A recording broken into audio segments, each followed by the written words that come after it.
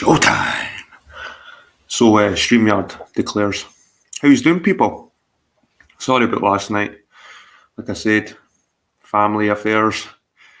Sometimes it's just not the right time and place to do these streams. It never is, really, when you've got a family. You need to wait till everyone's in their bed. But it's good to see you again. I don't know why I keep getting surprised by these emails. I get on my watch and I get on my phone. But it was good. I just want to catch up with people, to be honest with you. I miss the banter, should we say. So, can you hear me loud and clear? Am I coming through all right? Hopefully these earphones aren't using the speaker. Hello. Does that sound all right, guys? How you doing, YouTube? YouTube saying, Jed, you look like a posh cunt in this thumbnail. All right. I look like a posh cunt. God. Then again, you could look like a posh cunt. 5 times 5. What does that mean, Susie? I just thought I was looking for to be honest, I was looking for a thumbnail picture and I was sort of scrolling through and I was like, oh, there's a picture of me with it. Like, it's just like stubble, really. It's not really a beard. But nobody's really seen me for years without a beard. And I've had a beard for years. It's like I shave and then a couple of days later it's a beard. So I might as well just have a beard. Sound and vision good. I've noticed so maybe because I've became so sort of pernickety with my resolution that it just looks crap. This 720 looks crap. It does, guys. But the hair looks all right. God, I was worried for a while. It was starting to, I think it was my last job. It was worrying me or some shit. I think it was getting thin. But nah, it's starting to, it's still holding up. I'm not going to be Validation Boy anytime soon. Maybe when I'm about 50, I'll have like a head like Validation Boy. I'll not have hair forever, but it was good seeing Validation Boy last night as well. Emma Coombs. Good to see you. So like I was saying last night, guys, my son is training to be a minister. How cool is that? It's better than being in a gang or whatever. You know what I mean? Whatever teens get up to nowadays, vaping. He was telling me that there was a kid at his school when he was in first year raking through the bins for a vape. Raking the bins for a vape. How pathetic's that? And who are the parents of these kids? What do they teach them? And you guys might think I'm a bit rougher on the edges, but there is a certain sophistication to stuff I do. I'm a bit rough, but there is some sophistication there. I'm a bit an artist. I'm a bit of a scholar. I like to read. Good to hear you got sorted with a better work situation, Jed. Less responsibilities. But I just, guys, I want to make my life simpler. I was like head of a squad of guys most days. Again, most days I went out to do my job. I was my own boss a lot of the time. I'd do my own jobs. I'd sort of control the guys. I wouldn't no control the guys. I gave them, obviously the guys had a level of freedom, but I would set the pace or the standard that the guys had to like work to. And this new job, to be honest, I'm not sure if it's for me. I'm not even sure if it's for me yet. I thought it was going to be for me, but it seems to be when you're good at something, they want to pile more and more on you. You know what I mean? It's like, I'm the new guy, right? You should be making it easy for me at first.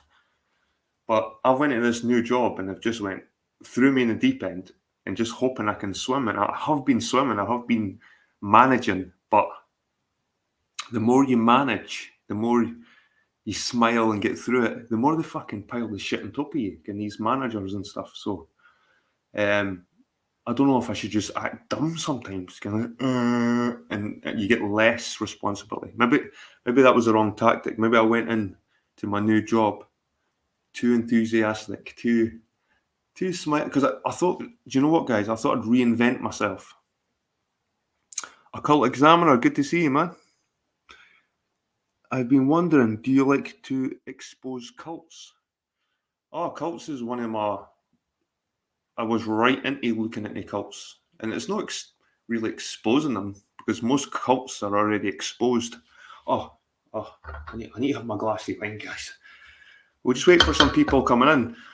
In the old days when I used to do my streams, I used to play a wee bit of music just to get the mood set. I used to play 5-6 minutes of some tune, but nowadays you can't play anything without getting a copyright strike. So, but cults are an interest in me. Do you know what I like about cults? Is the psychology behind cults. That's why I like the flat Earth, because it was some kind of cult. It was a cult run by leaders with their own doctrines. So you could classify the flat Earth as a cult because they've got their own little leaders and they've got their own little doctrines that they didn't really budge for.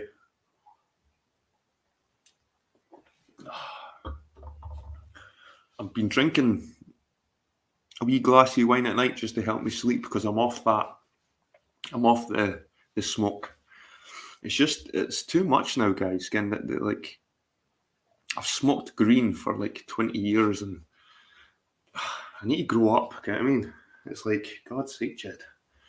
And this bullshit about weed not being addictive, that is absolute fucking horseshit.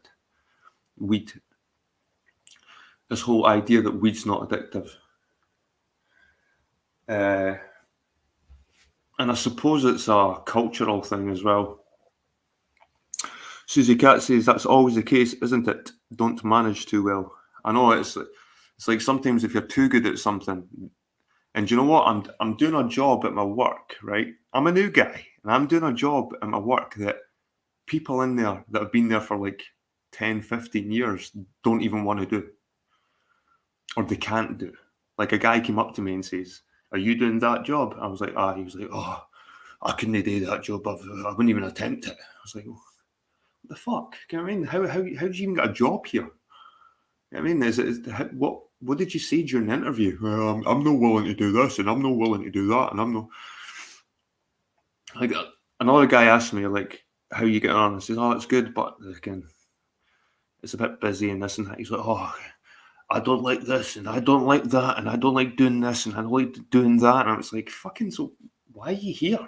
Get what I mean? Fuck off then. Get what I mean? And it's like this attitude, this negative sort of attitude with people, and like I said before, I think they're just acting dumb.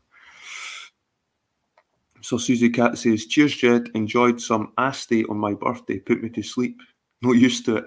To be honest, I'm not used to the wine either. I'm not a big drinker. I have a bottle of beer now. Oh, I'm not a big drinker," says the guy who's drank a whole bottle of whiskey on the stream before. But I am not a big drinker. I didn't drink frequently.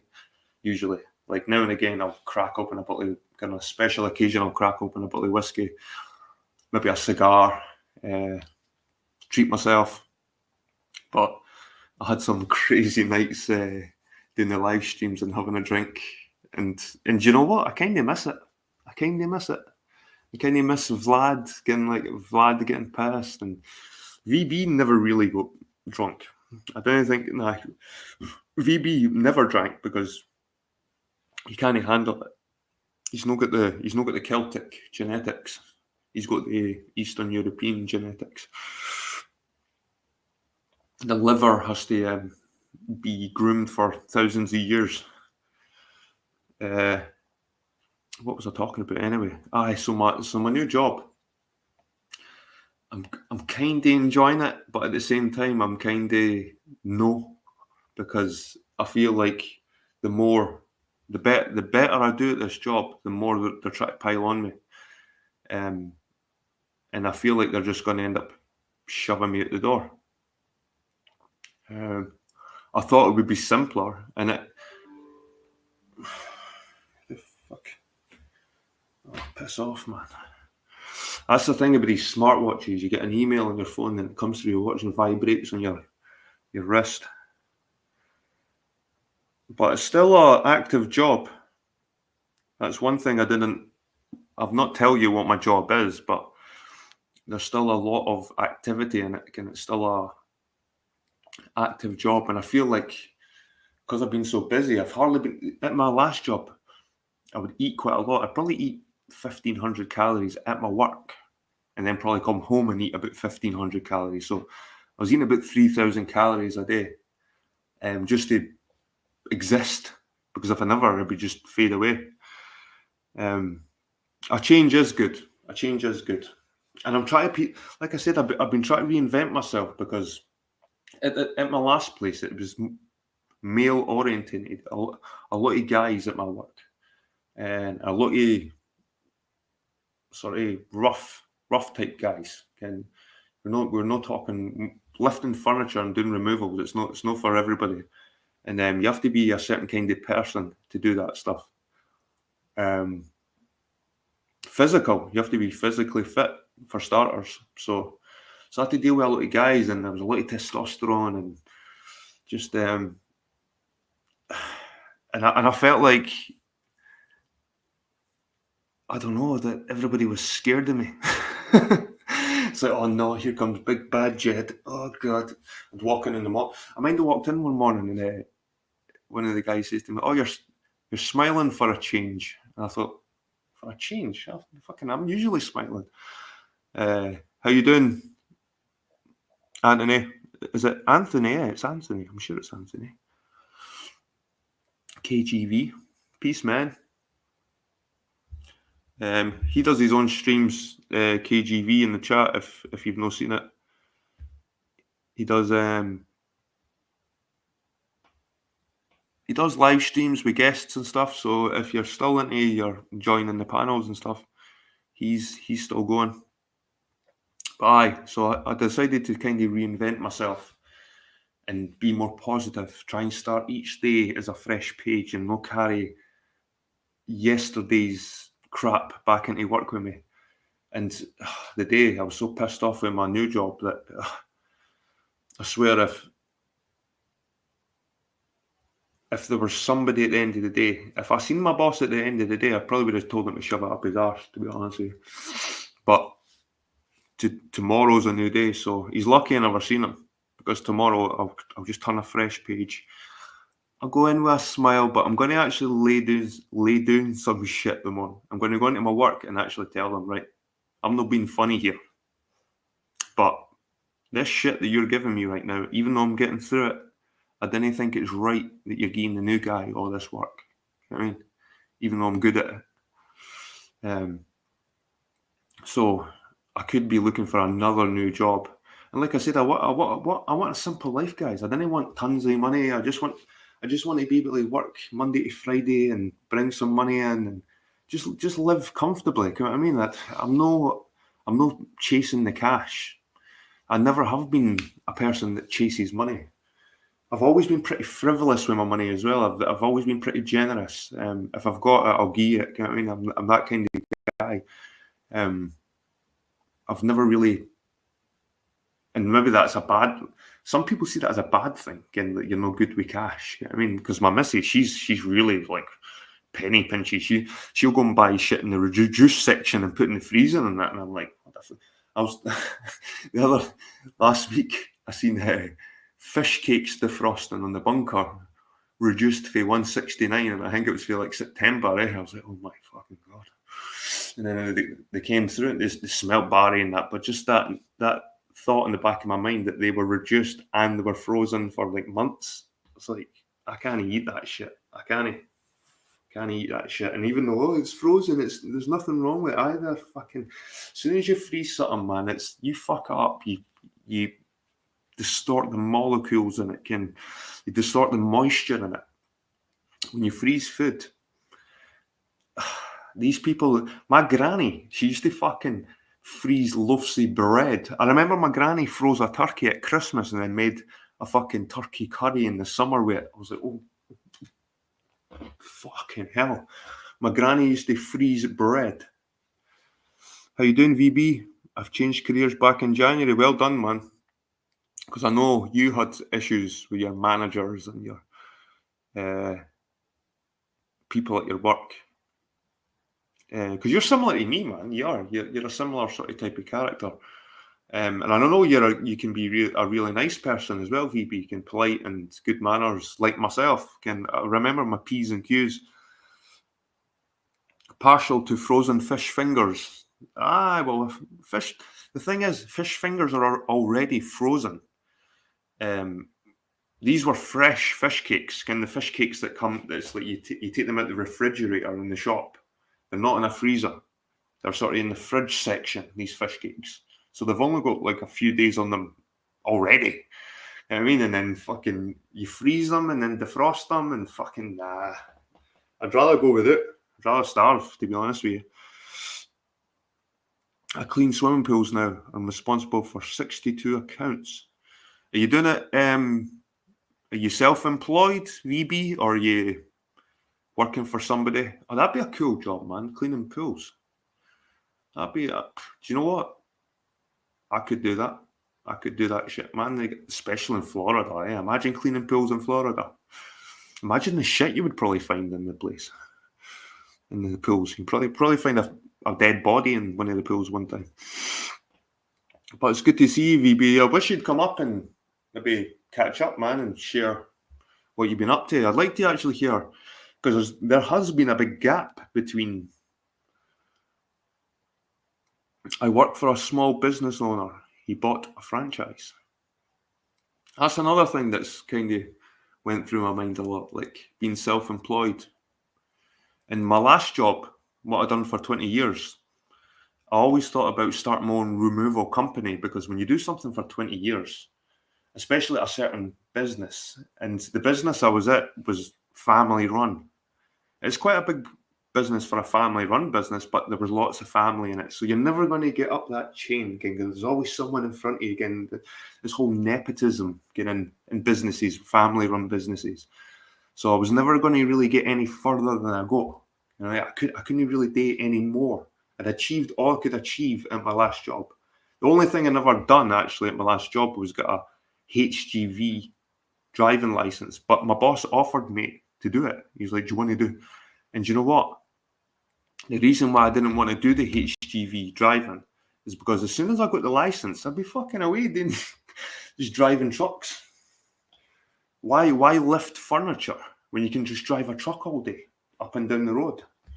You know what I mean? So I wouldn't want my boss to get me a HGV license and then after 6 months me going like, "Fuck this, I'm going to drive a bucket lorry."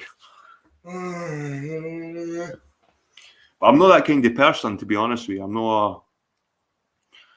not somebody that can sit in their arse all day. That's why I never really, because I've got a diploma in graphics design and art. D will tell you, because if D was friends with me on Facebook, he's seen my I think a few people seen my diploma. Again, I'm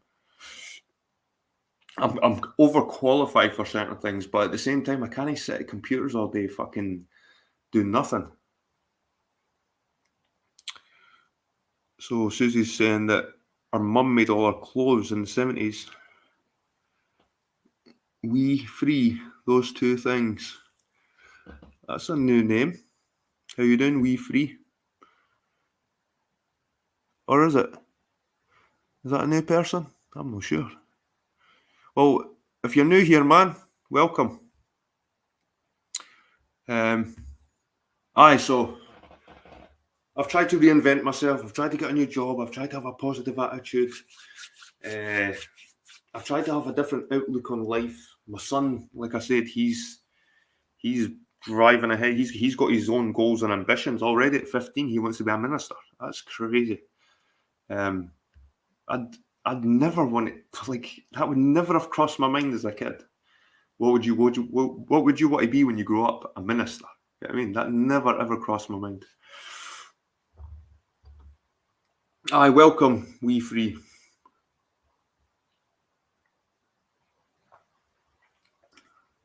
So I was kind of known as the big bad Jed in my last place, big grumpy guy, kind of short temper, kind of short temper. I didn't suffer fools lightly, and there's a lot of fools can you come across.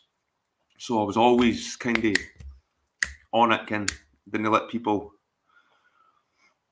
I liked your latest vid about the alternative Chaldee Krishna. Oh, hear me.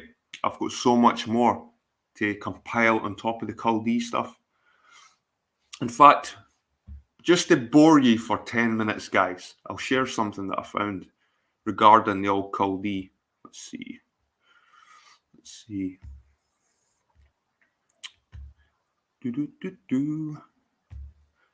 Share screen.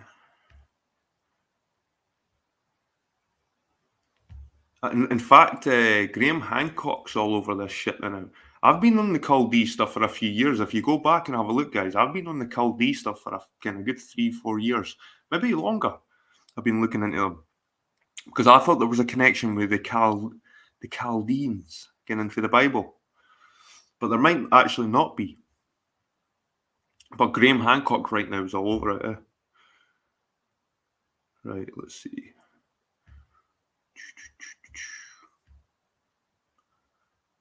So we're going to see where the Chaldee roots. Let's see.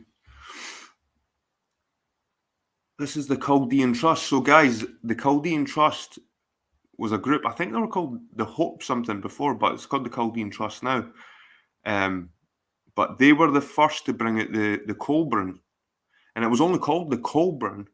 And then somebody stole the Colburn, called it the Colburn Bible, and they even translated it wrong. Even the mistakes that this site made on that book, this other place has plagiarized it, and they've even plagiarized the mistakes. Well, morons, eh? So let's have a look at the 7 core beliefs of the Chaldee. And I love this shit, man. I might even start my own Chaldee church, to be honest with you. My son thinks I'm a heretic. But I think this goes back to the original Christians and the original Christianity. So the 7 core beliefs. Can you see this, guys? I'm going to check StreamYard to make sure it's there. Aye, it's there. Right, let's have a look at the 7 core beliefs of the Chaldee. Let us look at the basic doctrine of the ancient Chaldee, and what the rival church declared to be their heretical belief, which set them apart from the mainstream of contemporary religious thought.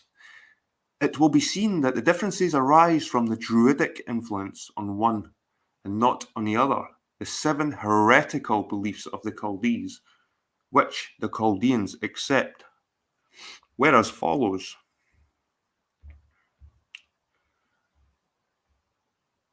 Let's see, let's scroll down a wee bit. I'm still trying to get used to this new laptop. Right, the nature of the Godhead.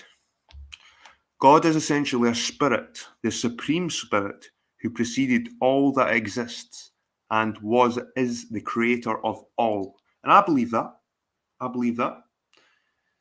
don't believe there was some kind of big bang, and like that's one thing that these NASA heads don't really understand. That you can't get something out of nothing.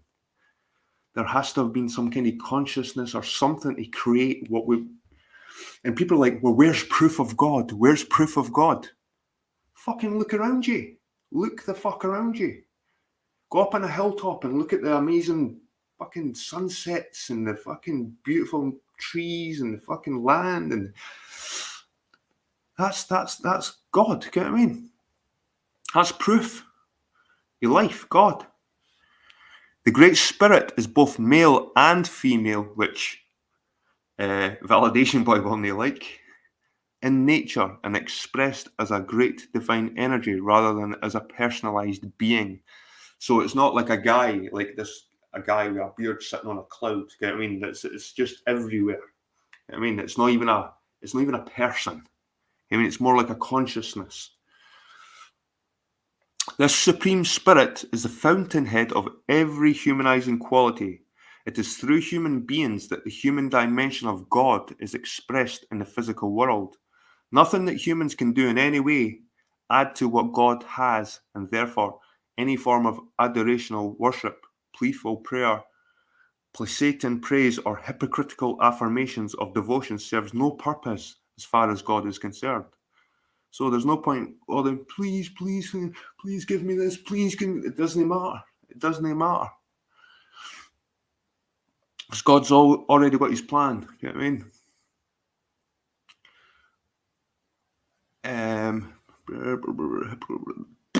Right, the allegation of the Chaldees was that the Romanized church tended to regard the god it worshipped as a kind of super sovereign, a being required the homage paid to great rulers. The Chaldee believed that all the benefits of worship were obtained by the worshippers and that it was hypocritical to think otherwise. Nevertheless, because these benefits were worthwhile, ritual worship in an appropriate form was not condemned. Because there is a very wide spectrum of comprehension among human individuals, each can interpret spiritual matters only in accordance with his or her development and understanding. A person's concept of God is a very personal thing. And that's, like I said, with me, it's like I didn't feel that people can tell me what God is. I kind of feel it.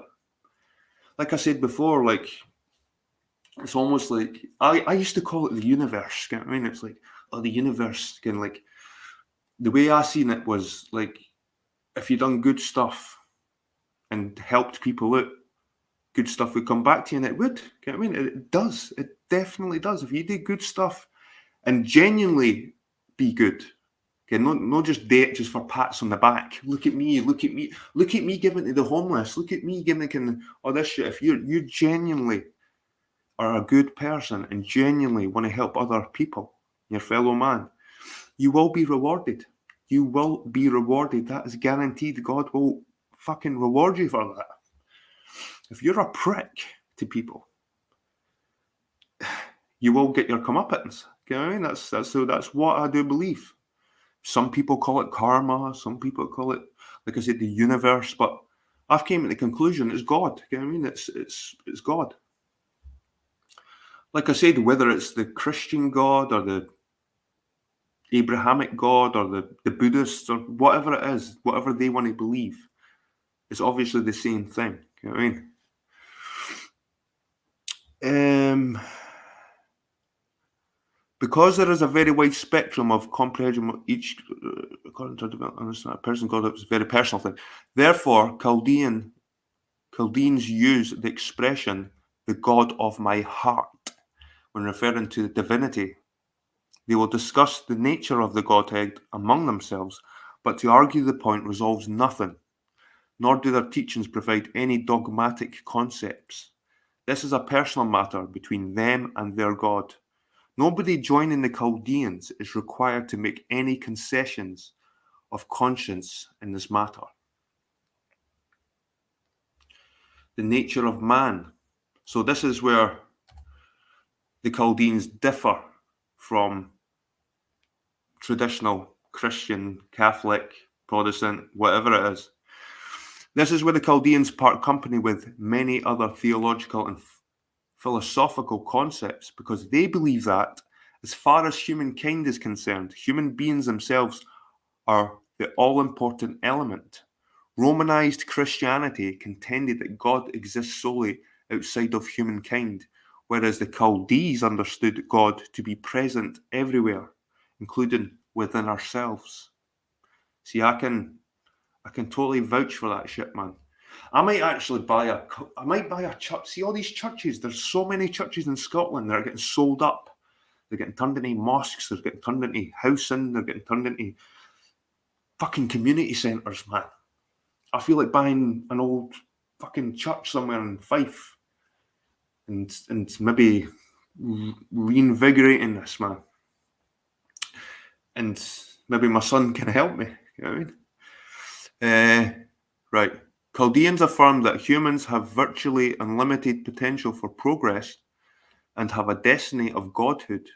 All are evolving towards that destiny, and physical evolution merely complements spiritual evolution. Speaking of evolution, Chaldeans believe this to be the creative process in action. Humans, as individuals and collectively as humankind, are seen as God's deputies on earth, having and exercising stewardship over the planetary processes. They are the guardians of their mother planet and partners with nature in her development and well-being. As partners with nature, they must harmoniously cooperate with her. The strength and success of any partnership is dependent upon the degree of collaboration and cooperation given. Looking back over the evolutionary process, we see that it's been aimed at the evolution of humankind, and that among human individuals, some have progressed far along the evolutionary road. Towards what? That is the question at the heart of the Chaldean philosophy. The answer to this is the essence of the Chaldean teachings, which can be found throughout our literature. The concept of progress towards godhood implies there will be eminent beings, masters who are more advanced in every way. As we move further into the new age of transition, which is a period of sorting out and consolidation, we come up against the concept of the super being, people who have reached a stage of development far and way above the average person. And I think my son, he's already on those steps at 15. Like, compared to his peers, my son is on another level, man. I'm telling you. He's so smart. This brings us to the central core of the Chaldean teachings, which is the promotion of the concept of super beings. These are masters of life who have achieved the mastery of life. For this, it is but a few short steps to the portal leading to godhood. Anciently, the advancement towards the mastery of life was seen as a mystical quest, the Grail symbolizing the end achievement. Chaldeans usually use the term soul path for the journey towards the achievement. Many people have misconceptions about the teachings regarding super beings and imagine we are promoting some kind of elitism or something akin to the Nazi theory of a master race. Nothing of the sort.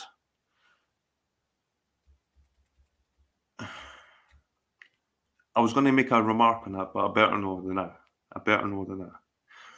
What is promoted is the concept that everyone has some capacity for self-betterment, and it is in the inherent nature of humans to strive towards this end. And who doesn't want that? Who doesn't want people to be better? Who doesn't want to be better? The concept of the God-man is very ancient, but while it was once considered a prerogative of a few to strive for it, we now proclaim that it is within the reach of everyone. So here we go, guys. Original sin. And this original sin is taught whether you're a Protestant, whether you're a Catholic, whether you're Orthodox, whether you're Arian, it doesn't matter. Original sin will be there. And ever since I was a kid, I never really got the whole original sin, because Adam and Eve ate some apple from a tree, and again, the whole humankind were sinners, and again, we must repent, we must believe. Again, it's like, it feels like you're getting guilt tripped into believing something. You know what I mean? And that's never really sat right with me. Right, the ancient tradition which the Chaldeans follow rejected this concept, holding that it's totally wrong to claim that an innocent baby is born into this world with an inherited debt of sin. The term good and bad are concepts based on attitudes. If you look for evil, we can find it. If you look for good, we can find it. Original sin is blasphemy against the justice and love of the Supreme Spirit. And it's true. It's like, you're almost saying that God's a prick. You know what I mean? It's like, so now we've got this guilt, we've got this burden.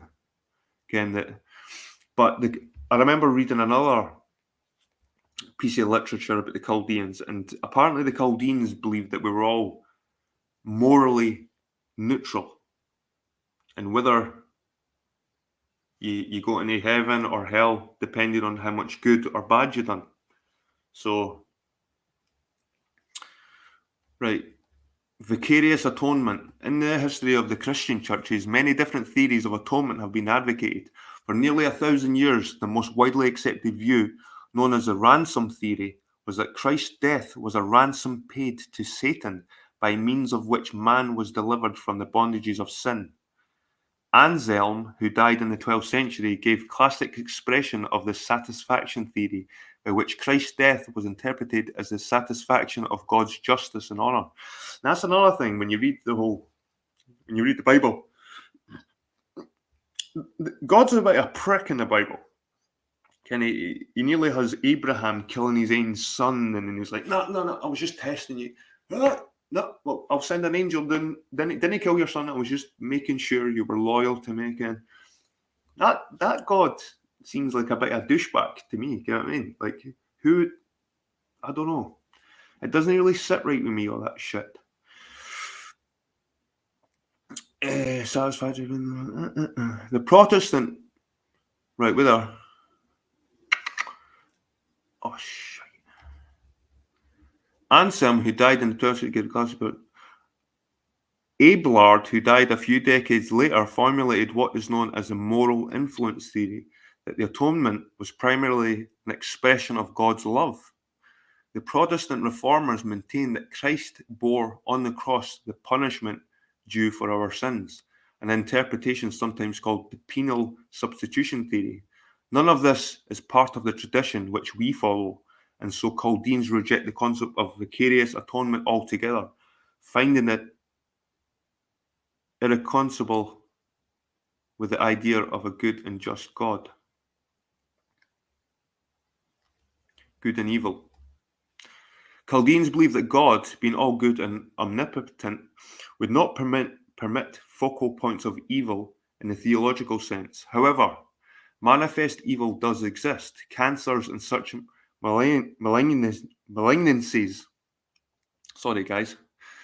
The many thousand. I was doing well up to that point, eh? And now it's like, that must be the wine kicking in. The many thousands of starving children in the world, the vile crimes perpetrated in our society, are all evidence of the existence of evil. They are the result of some human activity which is a deviation from good. Evil, in the Chaldean concept, is simply the absence of good. And it's almost like coldness is the absence of heat. Darkness is the absence of light. And evil is the absence of good. Sin, being interpreted as the contravention of some priestly edict or prohibition, or the ignoring of some prescribed religious performance, is not equated with evil. Only the violation of God's natural laws can be deemed sinful. The Chaldean concept of good and evil is simple. All that is conducive to spiritualization, all that serves the common good of humankind and accords with the needs of human development, cultural progress, and enhances the quality of life, which also fulfills the creative design of God, as defined in the higher teachings, is good. All that counteracts or inhibits this is evil. Reincarnation. The doctrine of reincarnation, accepted by the forerunners of the Chaldeans, stems directly from the Druidic legacy. The ancient Celts, with a K there, fervently believed in reincarnation, and for those who have studied the matter in depth, there is ample evidence to indicate that they were not misled. However, it is conceded that the mechanisms of reincarnation may not be in accord with the present Christian notions, but enlightenment will come with greater understanding. That, I suppose, is one that doesn't really sit with me yet, the reincarnation. Even though sometimes, see, when you get that deja vu, or sometimes you feel that you've had a past life. You know what I mean? Maybe there is something to it, but I'm still not totally in line with the reincarnation. So, and to be honest, I've not really read much Chaldean literature that talks about reincarnation. Karma. Chaldeans accept the principle of karma. There is good as well as bad karma, as stated in the teachings, but do not relate it to fate or events. Karma being something brought down from a previous incarnation. They believe that no part of the pattern and blueprint for karma exists externally, but these are expressed on the physical and mental makeup of the reincarnating entity. For instance, Karma can significantly affect the glandular makeup of an individual who may, for example, have specific urges and drives, or lack these, or perhaps may think defectively. As the result of these characteristics, life may be difficult, but it is not the difficulties which are the actual karma. These are the consequences. One big mistake made in relation to adverse karma is that it has to be accepted philosophically or fatalistically. Many take the attitude that their karma is something they have to live with and make the best of, but this is completely wrong and only compounds it. Karma can be seen as a challenge rather than a struggle, and can be said that through the effort to meet the challenge, the consequences of the karma are worked out. Placid acceptance does nothing to alleviate it, sorry. No matter how bravely it is faced or how stoically it is borne, and this is something many find difficult to comprehend. These 7 traditional concepts form the basis of the modern Chaldean philosophy. See, this is where people pick up religions and they start adding their own shit. So, like I said, I've tried to find as much Chaldean literature as I can, and a lot of these points aren't really, I don't know if they're just adding it in.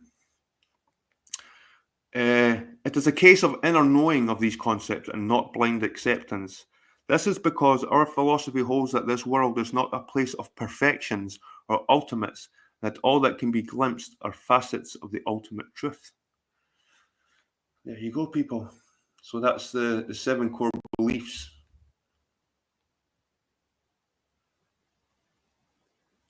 So you've got self-mastery. But check this crap out, guys. This is what I hate about... This is what I... Look at this. Look at this crap. If you were a proper Chaldean, why are you selling this crap? Why are you selling stuff? It should be free. And this is why I feel like starting my own sort of movement, the Chaldeans. And do you know what? These are American. Nothing against Americans, but I'm in the fucking land of the Chaldeans. I've been to all the Chaldeans I've been to... Just at the weekend there on Saturday, I went to Port Mock, a place called Port Mock with my son. And we went to Port Mock Church. And we read that this church was originally half a mile away. And it was a Chaldean church. So we were looking at the church, we were taking our photos as usual, walking around the graveyard. And I seen a manse, an old building that used to be where the minister used to live, but it's not now, it's just a residential house. But I walked down to the manse to take a picture, and there was an old guy standing outside it, and he started telling me that I mentioned the Chaldean church, and he says he had friends that done excavations half a mile away, and it was on an airfield, a glider airfield. There's remains of a Chaldean, it's not an abbey, but that's another thing. I don't think Chaldeans had abbeys or monasteries or anything like that, but there's meant to be a Chaldean church, but it's in the middle of an airfield.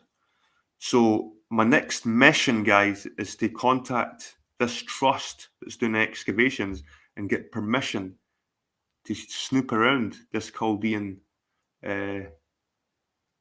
remains. But like I said, look at this shit, Chaldean trust selling shit. Get what I mean? Like selling, what's this? Selling a cross with a triangle in it. Yeah, what the fuck is that? That's cultish. The Manual of Metaphysical Self-Defense course includes 21 lessons. So if you want to learn, see, this is where I think they're just starting to fucking make shit up. But I'm happy there's somebody trying to keep the flame alight for the Chaldeans. Anyway, back to my people in the YouTubes. I probably lost about 10 people. I'm going to go back to the chat. Have a drink of my wine and go back to the chat. Hope I didn't bore you too much, guys, with that. Let's see.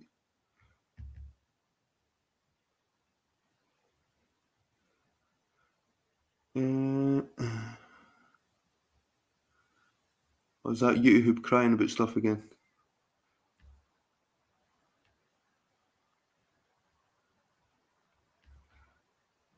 Aye, my son's Free Church of Scotland.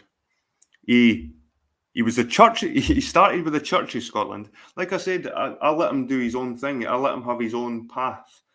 So he started at the Church of Scotland. He found the Church of Scotland too liberal, so he thought, I want something more traditional. So he went to the Catholic Church. He quite liked the Catholic Church because they're all quite nice, and all the old people liked him because he's red hair, and they're all patting him on the back because he's the only young person there. And all the other kids have to be dragged into the church. He was going by. My son was going by himself, so they were quite chuffed to see that.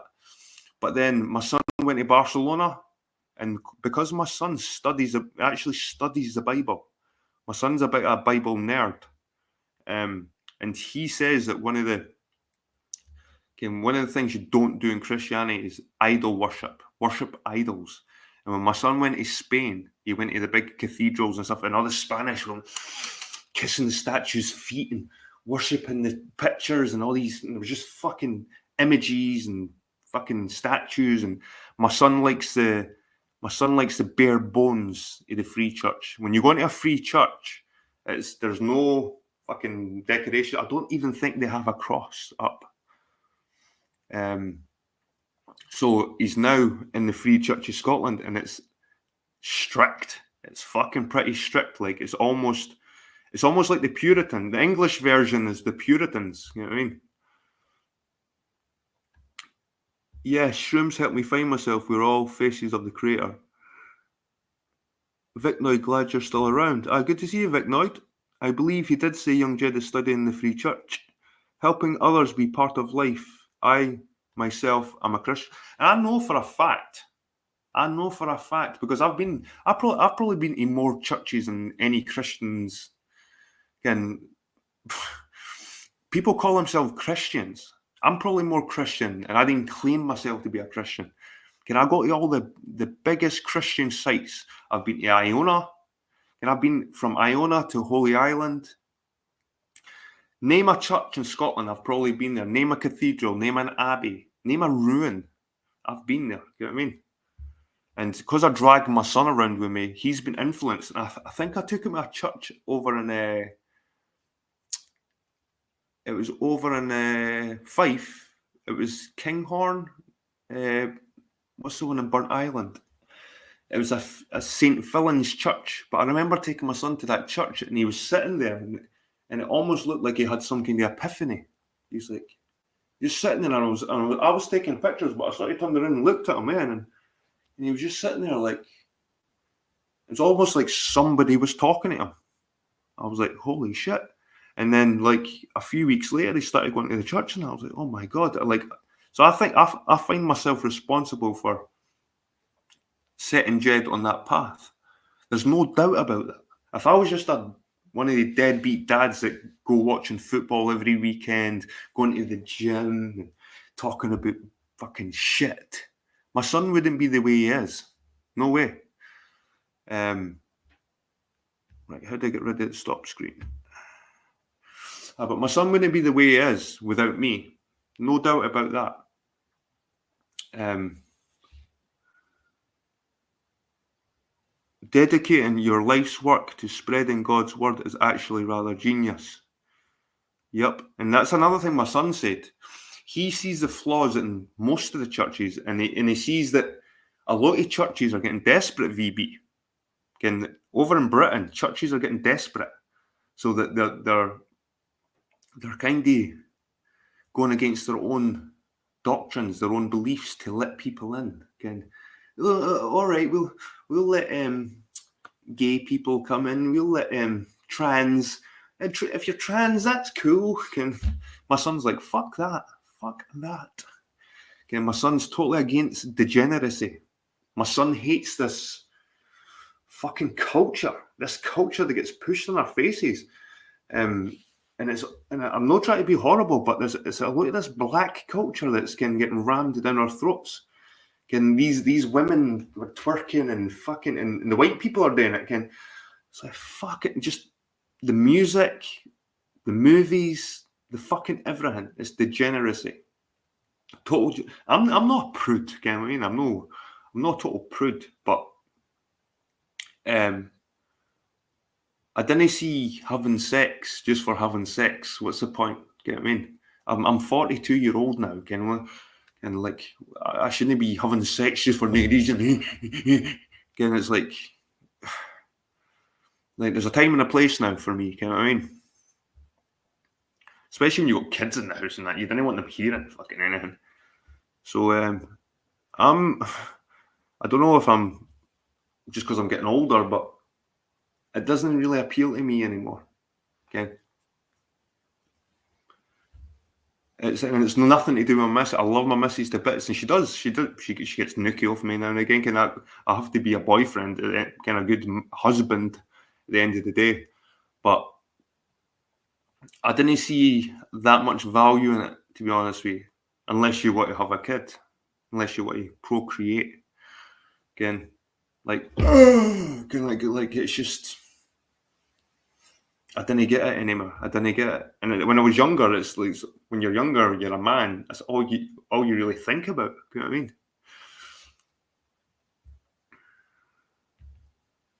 I'm just catching up on all the chat. I can't believe his boy is already 15. You should see the size of him as well, man. Like, it might look small to me, but he must be about 5'10", 11, my son. And he must be about 180 pounds or something like that, maybe more. I mean, he's a big fucking unit. He's going to be a big boy. You obviously had a big influence on his appreciation shed. What a fab dad. Thank you. You don't teach a child to lie, they just do. Original sin. Everyone sins. The thing is, I couldn't even make my son bad. You know what I mean? My son, it was a thing that used to bother me because when I used to grow up in a rough area of Edinburgh, I used to go to a bit of a rough school within the schemes. And sometimes I just wish he'd be a bit more violent or a bit more vicious or a bit more bad. Again, a badass. And my son, you couldn't make him a badass. He's just so good. He's just like a little cherub. You know what I mean? He's so morally, and he's proud to be like that. He's proud to be like that. He doesn't want to be any other way. And he's never been any other way. I couldn't make my son bad. You know what I mean? It's something I've never seen before. Like, and I live the boy. Like I should know when he lies or talks shit. Like, I talk more shit than he does. And I'm an adult. I wish I was 25, but I'm 47. I'm 42 this month, guys. 42. I've not got any. Well, I've got a couple of greys, but Jesus.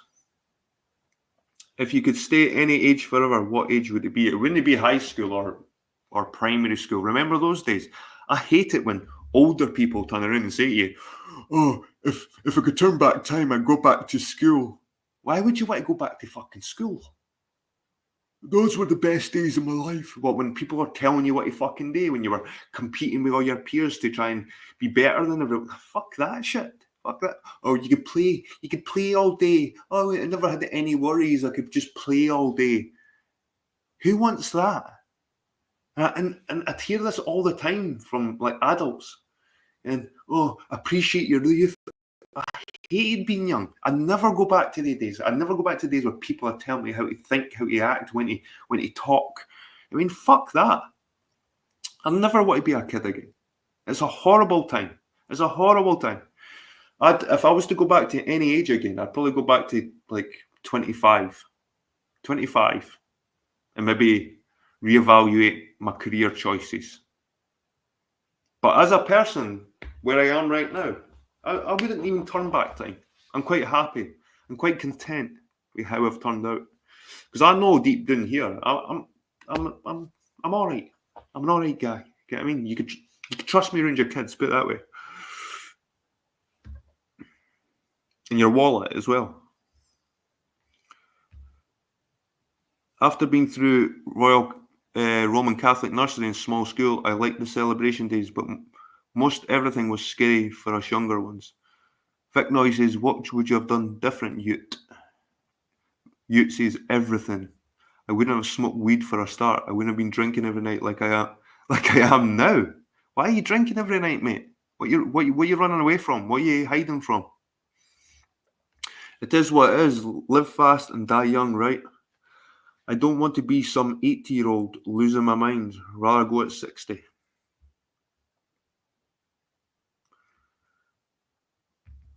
So Susie wishes she was 31 again. There's Orphan Red. How you doing, Sasha? Reincarnation seems like a way to keep poor people in line, hoping they'll be kings in their next life. Susie Cat. Okay, it makes sense now. Good to see you, Sasha. So John E. Magnet. Interesting. Sounds a bit new agey to me though. Well, that's what I think. Like I've read, I found that site. I've actually made a video about the beliefs. Pelagius was a Chaldean priest. Well, not even a priest. He was more a monk typed character, or a teacher, or they didn't even like calling themselves priests. But Pelagius, if you go back to one of my videos about Pelagius, there was a big debate with him and the Catholics. And a lot of them even agreed with him.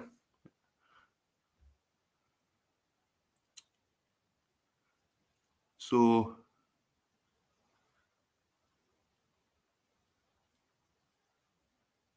YouTube doesn't need all this religious stuff when I'm already a good person. Well, that's you. You're saying you drink every night. I mean, is that a good person? I'm not saying you're a bad person, but drinking every night can't be a good thing. You know what I mean? I suppose, like the Chaldean says, it depends what you see as good or evil. It's Tears of Joy, Jed. Oh, Shruminati. Good to see you, mate. Better your son goes to church than loses his energy in porn and nonsense. Not just porn, gangs, drugs, alcohol, vaping, known as the wee fees or something. The wee freeze, John E. Magnet. They actually broke away from the Free Church. So you had the Church of Scotland. The Free Church of Scotland broke away from the Church of Scotland. Then the Wee Free broke away from the Free Church of Scotland. And the thing is, the churches, it just gets all diluted, and now they've got hardly anyone going to any of them. You know what I mean? Like they need to unite somehow. Because if people aren't going to the churches and the foreigners are going to the mosques, we're going to be in a country full of Muslims and no Christians. Like, people need to start going to the fucking church again. Even if you're not 100% committed to Christianity, go to the church, give it a taste, give it a listen. You know what I mean? There's some good shit there, really. There is some good stuff. Right, I'm just going to skip past a look because there's tons of comments. Johnny Magnet says, I'm 53, but happy to listen to a younger gentleman who seems genuine and speaks a lot of sense. Oh, thank you very much, John. And I'm not too much. I've got mates that are 53. I've got mates that are 53, mate. I used to actually hang around with guys that were a good bit older than me because I couldn't find the same mentality. I had to hang around with older types. Kids today haven't got any good music. I'm not good to myself, no. So Jaded Dingaling says, all we are saying is give peace a go. Exactly, guys. Give peace a go. As long as you've got your health, I'm still doing 500 calorie bike rides a day. Forget about it. Guys, right, look. I've got the Garmin watch, right? I've got connected to an app on my phone. I'll show you what I've done today. You think 500 calories is 500 500 calories. The thing is, It's so hard to burn 500 calories. You could go for a run for a couple of miles and burn like 150 calories, 100 calories. And you could be running for a couple of miles. I mean, it's so hard to burn 500 calories. Well, let me show you what my metabolism is like. It is crazy. So, let's see.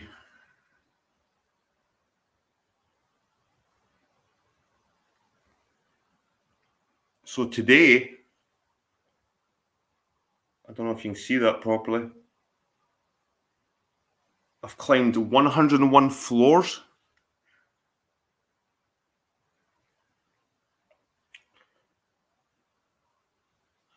Check how many calories. 3,000.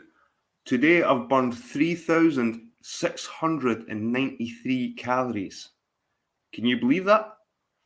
1,569 calories active. So I've burnt 1,569 calories doing stuff. And I've burnt 2,000 calories resting. And you think that doesn't make sense, but when you're resting, that's when your body's regenerating. You're breathing. You're kind of stuff like that. And I thought that can't make this. This must be wrong. This must be wrong. But when I typed in it, when you're like highly athletic, like when you're athletic, this shit's kind of what athletes get back. This is the same results athletes get back. And like I said, this is a Garmin watch. It doesn't. It's not. It's one of the best sort of type of watches for reading this. So let's see how many steps. I'll show you how many steps I've done today, guys. Steps. Where's the steps? So I don't know if you can see that. 23,818 steps I've done today, which is the equivalent of 12.9 miles. So I've done 12.9 miles a day with over 100 floors. So this is how I'm burning 3,000 calories. That is fucking. So imagine what I have to eat a day to just fucking stay alive. So Validation Boy saying I weighed in at 153 pounds at my doctor. No way. No way. VB, you need to get your arse on this this stream. I want to see you, man. Because you're the same height as me. You're 6'3". I'm around 168, 170 pounds. I'm around 12 stone, as they say in Britain. But that works out about 170 pounds. But I'm probably sitting about 168, probably 167 right now. But it's just mostly muscle. Like I said, I've not got 1 inch of body fat on me at all.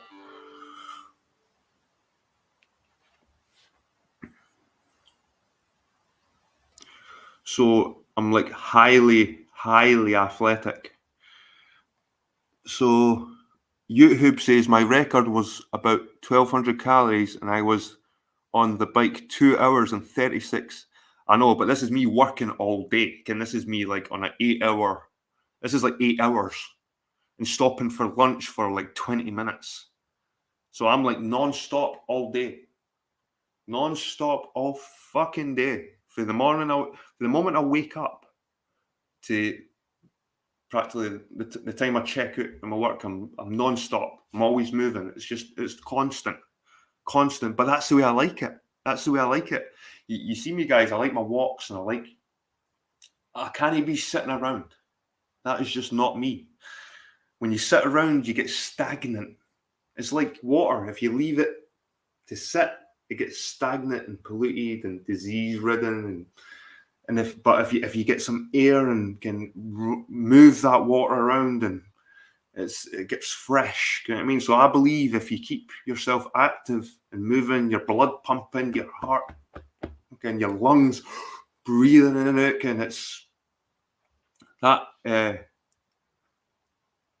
VB, you're a fucking. I knew you were shorter because that wrestler was 6'3", and you took a fucking selfie with him, right? And you always said you were 6'3", and that's why I made that video about you. You said you were 6'3", and you fucking stand next to that guy, and you were like fucking about that much shorter than him, and I was like, no way, fucking VB's no over 6 foot, man. So you're a wee guy then. So if you stood next to me, you'd be like that height. You're probably about the same height as my son now, to be honest with you. My son's like a wee beefcake, man. If my son went to the gym, he wouldn't need any of these fucking protein drinks or steroids and anything like that. My son's got that natural thickness, you know what I mean? He's got a thick neck and thick in his legs, man. He's a tank. He's an absolute tank. His shoulders as well, he's so wide.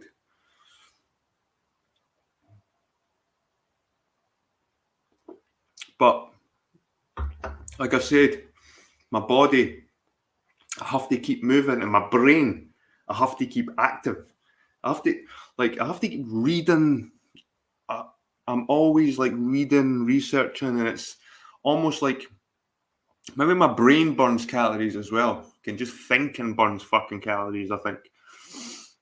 So if you're always thinking about shit and using your brain, I think that almost uses energy to some extent as well. I'm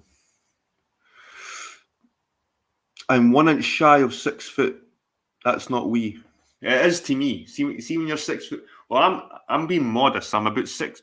When I've got my shoes on, I'm probably about 6'4" and a bit. You know what I mean? I'm quite a lanky guy.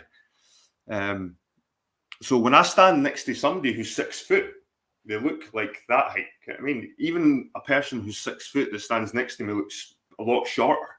You know what I mean? They're like, because I had a lot of guys at my work that were like near 6 foot. They look small next to me.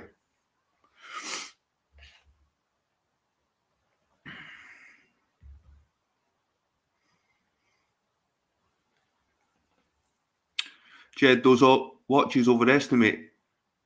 For example, my Hawaii Honor Band 6 watch says I burned 49 calories today, but my Garmin Edge, taking info from Wahoo Kicker, says 480 calories. I would stick with your Garmin. The Hawaii cheap shit, fucking chuck that out the window, mate. That Chinese fucking, that's just spying on you, man. This is taking it easier, Jed, and I'm happy for you. This is taking it easier, by the way, because although I'm doing all these steps, although I'm doing all these flights, I'm not doing a lot of lifting. See, in my last job, guys, I was lifting safes, I was lifting pianos, I was lifting fucking all sorts of giant objects, giant fridge freezers up 3 flights of stairs, and so I would swap lifting a piano up 3 flights of stairs for a 10-mile walk.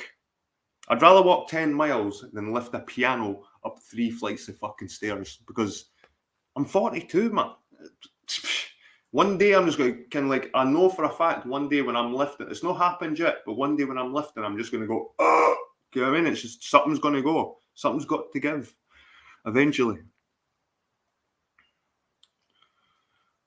Why does my £40 watch say 49 calories burned, but my £1,000 Wahoo Kicker and 300 Garmin say different? Because the Wahoo Garmin Edge is accurate, the watches aren't. This is a Garmin Solar. What's it? It's a beastie a watch, like it is. It's actually solar powered as well, so the sunlight powers it, and I can get like 30 days on this. My missus has got one of the Apple watches, and it fucking lasts like a day. A day. She has to charge it every night, these Apple watches. See this Garmin, I charge it up, it lasts like 30 days. And not only that, if I leave it in the sun, it goes back, the days go back up, it charges back up again. The Garmin Edge is a bike computer, and I use it with the Wahoo Kicker Smart. I don't even know what a Wahoo fucking thing. My father was 6'3", but my mum was 5'2". Well, my mum was quite tall. My mum was like 5'8", 5'9", something like that.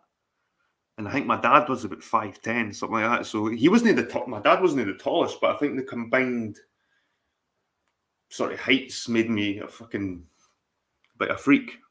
Because being tall, like Scottish men aren't generally tall. Oh my god, battery saver is on. Why is the fucking battery saver on? There's no charging. You tell me my fucking laptop's no charging. Oh shit. I forgot to actually turn my bloody. That's it.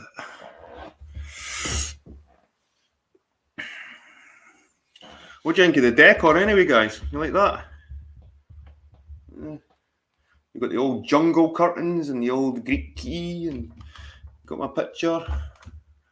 My house is looking quite nice in there. You've got the orange feature wall at the back there. Quite nice.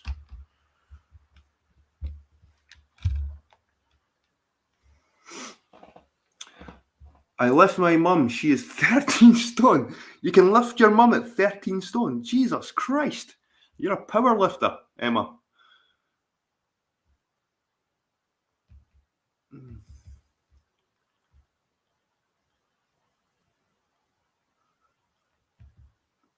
You know what? My son's got me a mouse for my birthday. I'm still using this touchpad thing.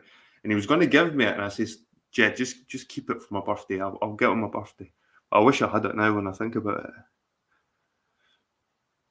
I lift my mum. She is 13 stone. I lift her 18 times a day. And I'm 52. My arms are very strong because of this. I believe you.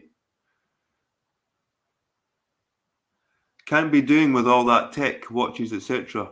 Always takes my burner phone out with me hill walking rather than the obligatory smartphone. If you have a Garmin watch, then maybe more accurate than a Huawei, but I read somewhere it's not the same because it's on your wrist. The Wahoo I have is accurate for what's input. Nah, man, what our research is, the Garmin's the best one out there, mate.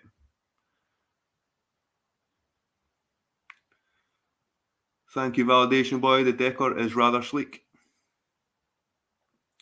I have B. I've done that. Why the fuck isn't my phone charging? And I look in the plug socket. Exactly, aye. Like, what the fuck? 70s style wallpaper. That story I saw about kids lifting a bull over a fence in India. They start off with it easy, but the bull outgrows the kid at some point. Right, guys, I'm going to go because nature's calling me right now. But I'm going to drop the link.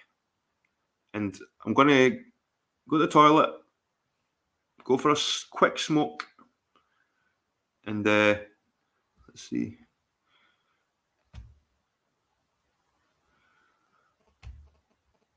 Copy. And if anybody wants to come up and join me, guys, I'm in a good mood, good nature.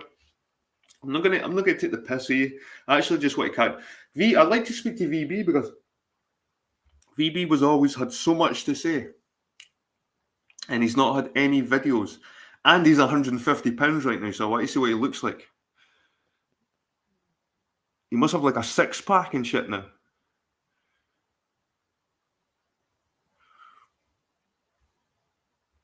Right, let's see. Boom. Bang. Right, guys. I'll be 5 minutes.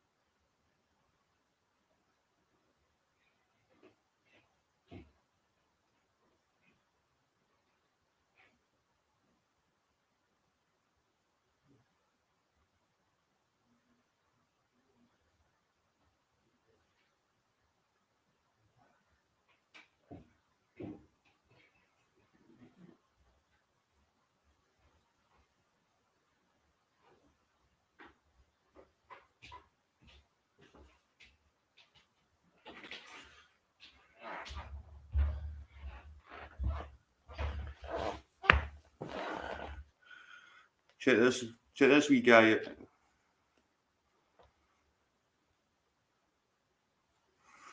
looking after it for somebody. My brother-in-law, to be exact. But he's one of the wee dolly cats. Look at the eyes of him.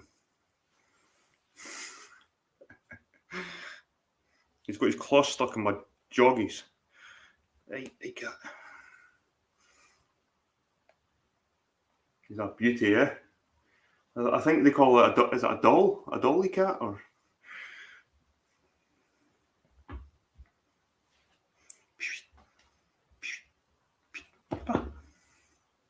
He's still getting used to me. I'm not even a cat person. I'm more of a dog guy. But that's some cute cat, man.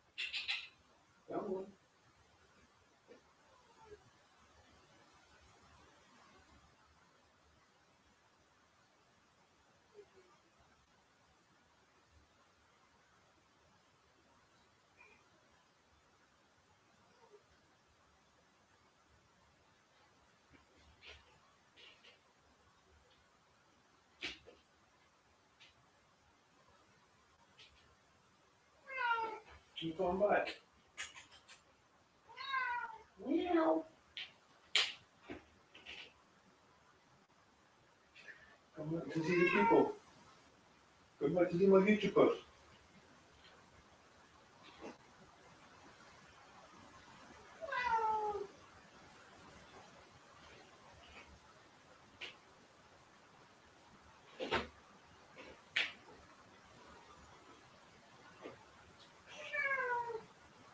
Shut up.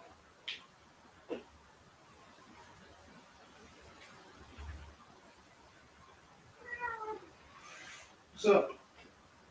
What's up? What's up, kitty cat? What's new, pussycat? Whoa, whoa, whoa. What's new, pussycat? Oh, Leo, you farting?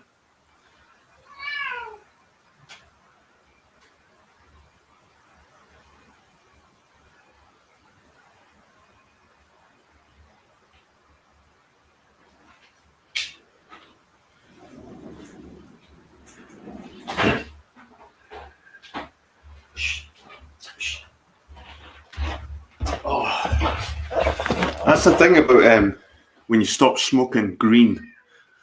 The ciggies, man, the ciggies. Check the cigarette packets out, VB. Did you get that? The morbid shit they put on the packets. That's actually not as bad, but they've got brains and everything cut in half and fucking organs and shit. It's like every cigarette packet looks like this now in Britain. There's no designs or anything like that. I'm going to shut the door because the cat. Where are you? You're back upstairs.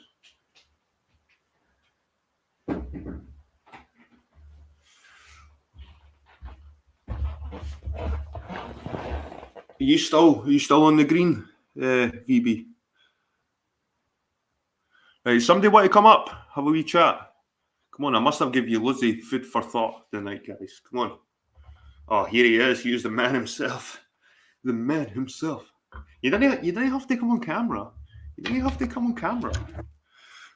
I want to see. Oh, look at VB, man. Jesus. He's grown a beard.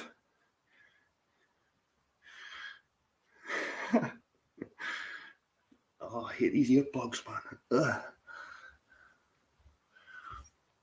Yes. It's the man himself, the legend, VB. How you doing, bro? You're gonna do this fucking thing that you always do when you come on a stream. Fucking Wait there. You're not muted, are you? You mute. You Wait, mute. Nah, no, I can hear you. you hear me? Aye. Oh, mate. See Uh, that suits you, by the way.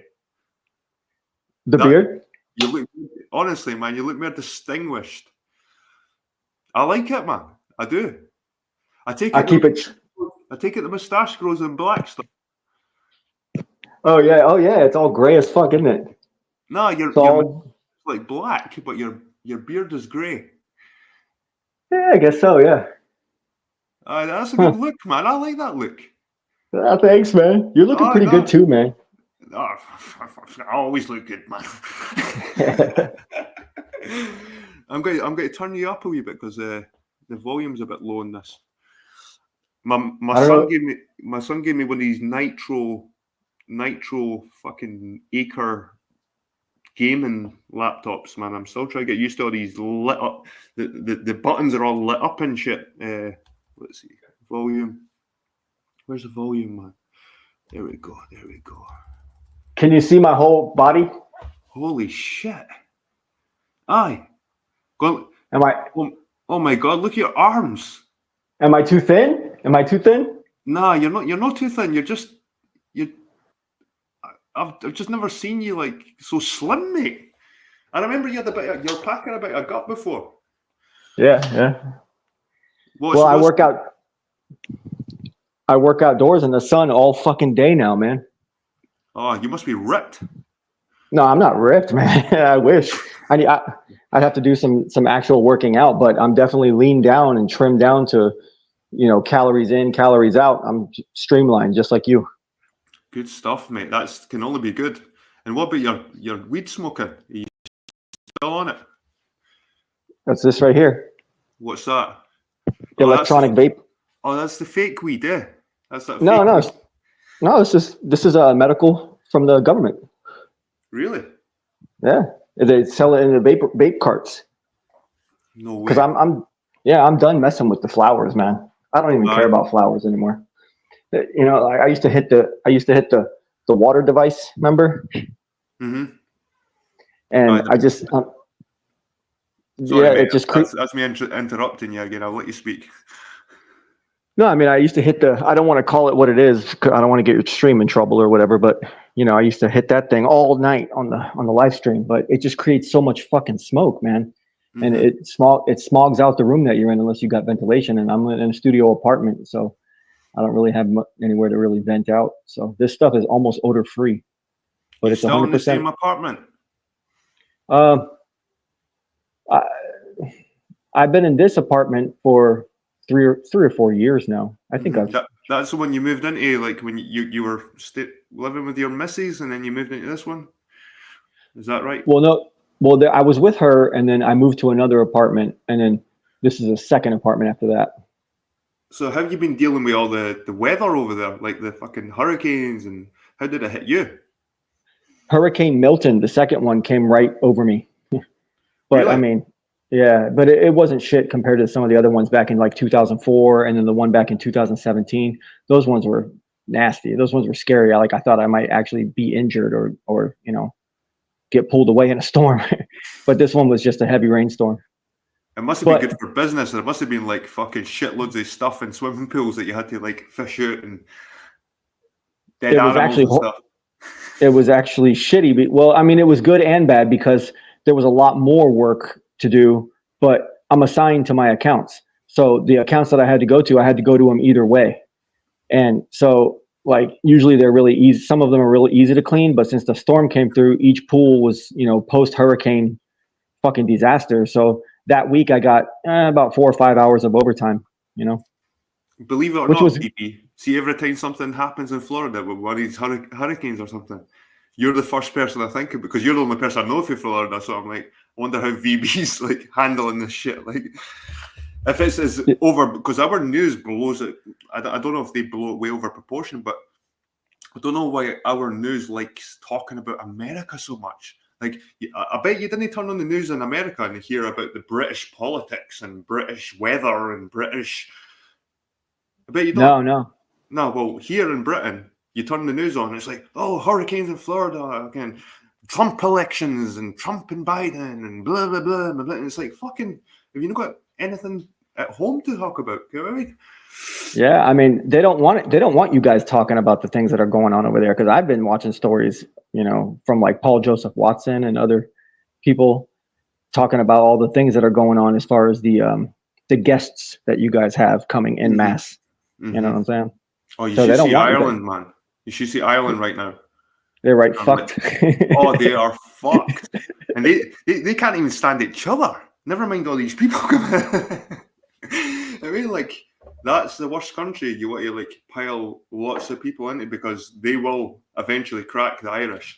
The British are probably a bit more accepting the foreigners, but the Irish, man, fucking, they can't even live with each other. Yeah. So, man, I feel like I'm psychically connected to you at this point, man. Maybe if that whole karma shit from your Culdees church is right, maybe we were past lives best friends or something, man. Nah, we've always been friends, man.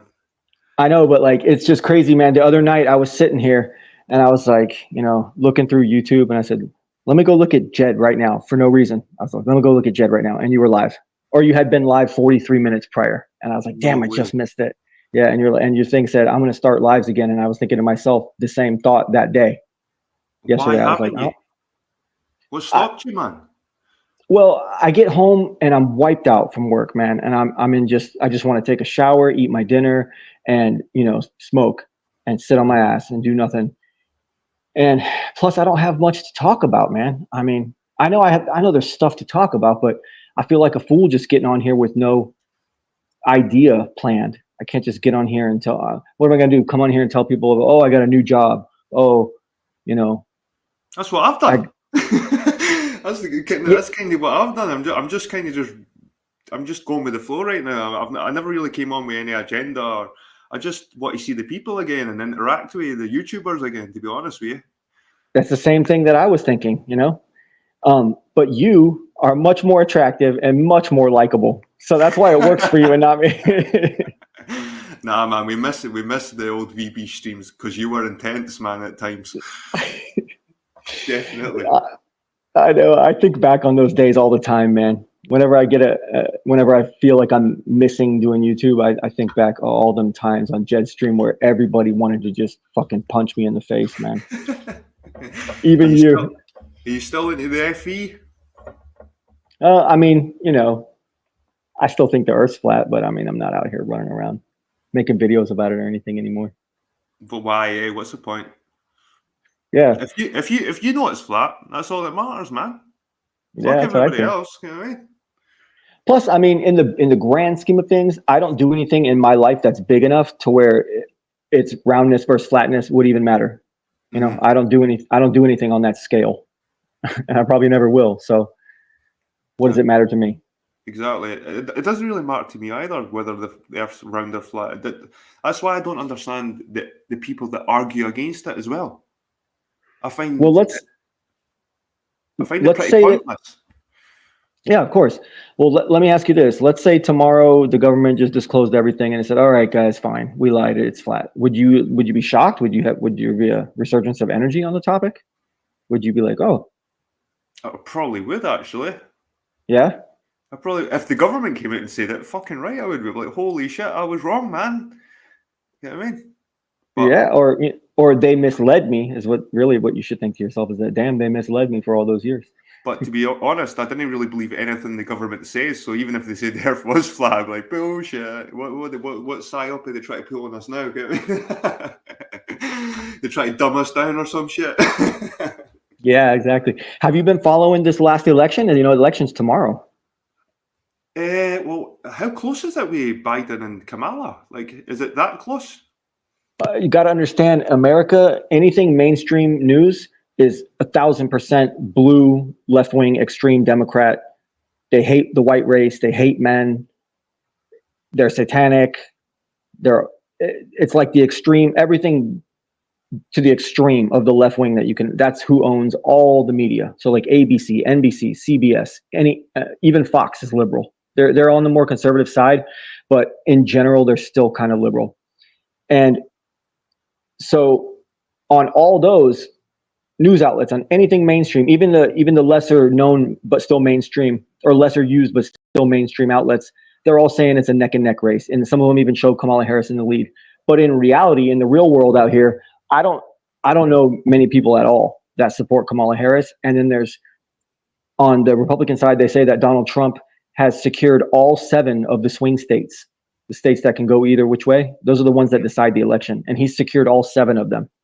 So Right. it looks like it's good. It looks like it's going to be a complete fucking blowout, like a complete, what do they call it, landslide for Trump.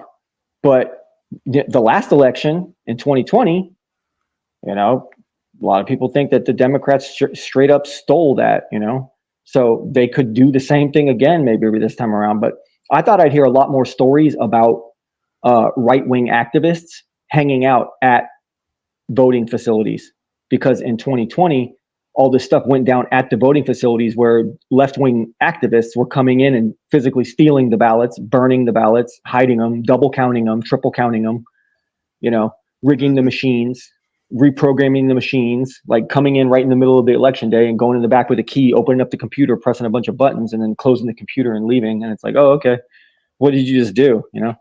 And this guy Mitt Romney, who ran for president back in 2016 or 2012 against Obama. Yeah, his family owns all the voting machines, and he's a rhino. He's a Republican in name only. So he's basically a left-wing activist that disguises himself as being a Republican right-winger, but none of his morals and standards really align with true American right-wing activism that's happening right now. Was it Mitt Romney, you say, there? Was it Mitt Romney? His family owned the in that election, at least. In the 2020, so how the fuck could they not get him to win the election then if they own all the machines? Well, I mean, Mitt Romney is secretly a leftist. He says he's a Republican, but he's secretly a leftist, and he actually rigged those machines so that Joe Biden could steal the election. Because Donald Trump is a right-wing Republican, and what's the guy's name I just said? Mitt Romney. He's a Republican. He's a Republican, but he's secretly a leftist. You know, like a really bad leftist. He's like a Mormon or something. Yeah, he's a Mormon, which makes even less sense because they're supposed to be even more hardcore right wing, more traditionalist. You know, but he's not. I guess once you get high enough into the Church of the Mormon, it doesn't matter what your politics are because it's all about money with that church. That church is just a big temple of money.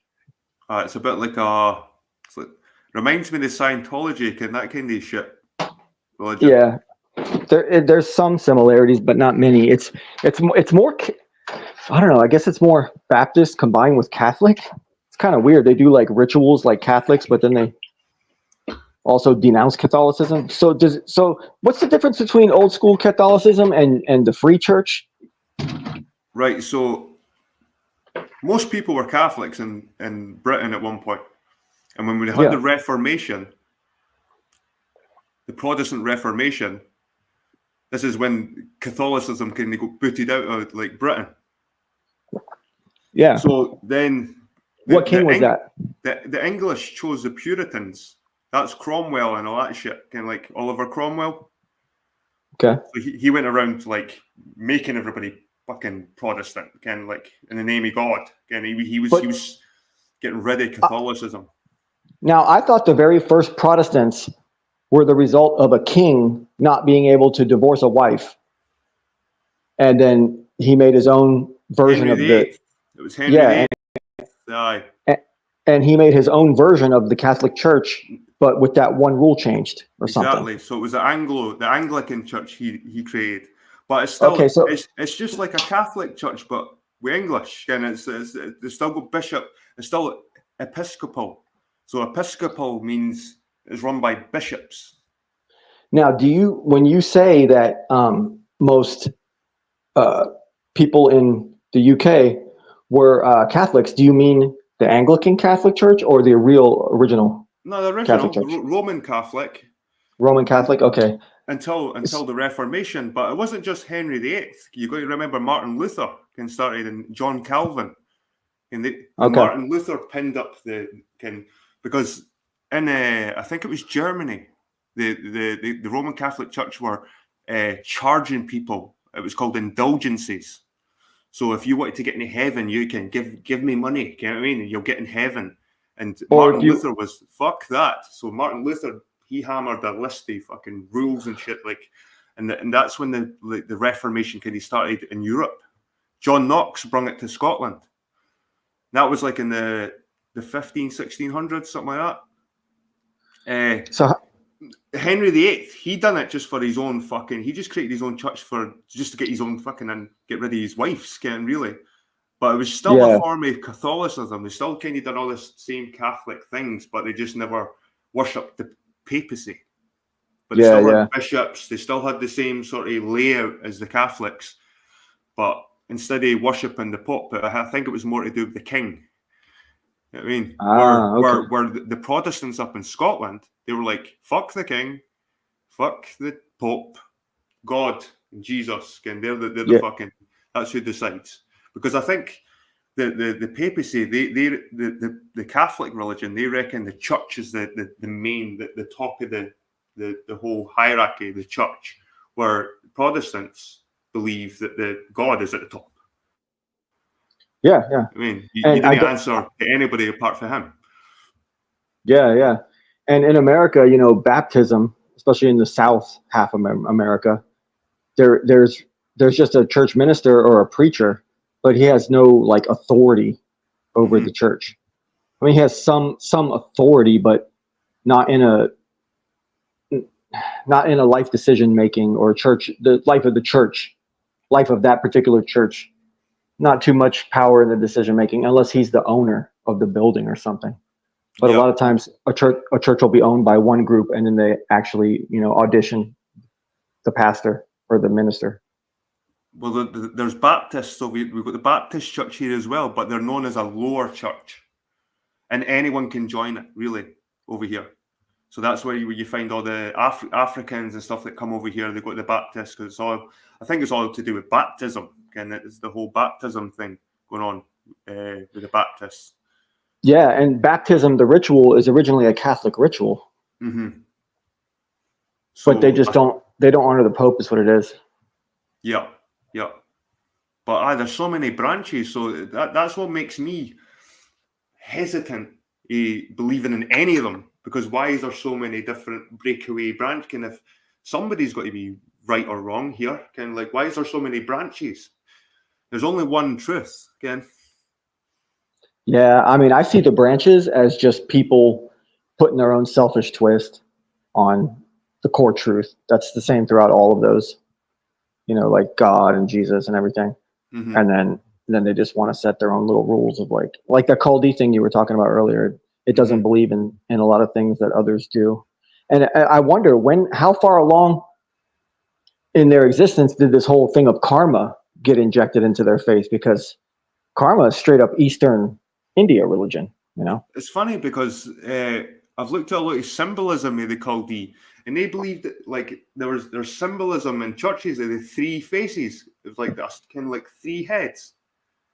Like the three heads. And when you look at Buddhism and stuff, they incorporate that as well, like the three Godheads, kind of like the laughing. So that there does seem to be a connection with the Chaldean and even the Eastern Orthodox. Kind of when you look at the Eastern Orthodox Church. It's very Catholic looking. It's very Catholic looking. But the Eastern Orthodox isn't really Catholic, because you see the way they dress. It's black and they've got all these weird symbols all over their stuff. The thing is, with the Eastern Orthodox, which makes them really Catholic looking, is the idolatry. They've got all these fucking all the saints with the gold fucking stuff around their head, and all the churches are covered in opulency and gold and people and faces. And whereas the Protestant and the Puritans are like, again, you didn't worship. You shouldn't be worshiping these people. You know what I mean? Yeah, and this is why I started this whole topic.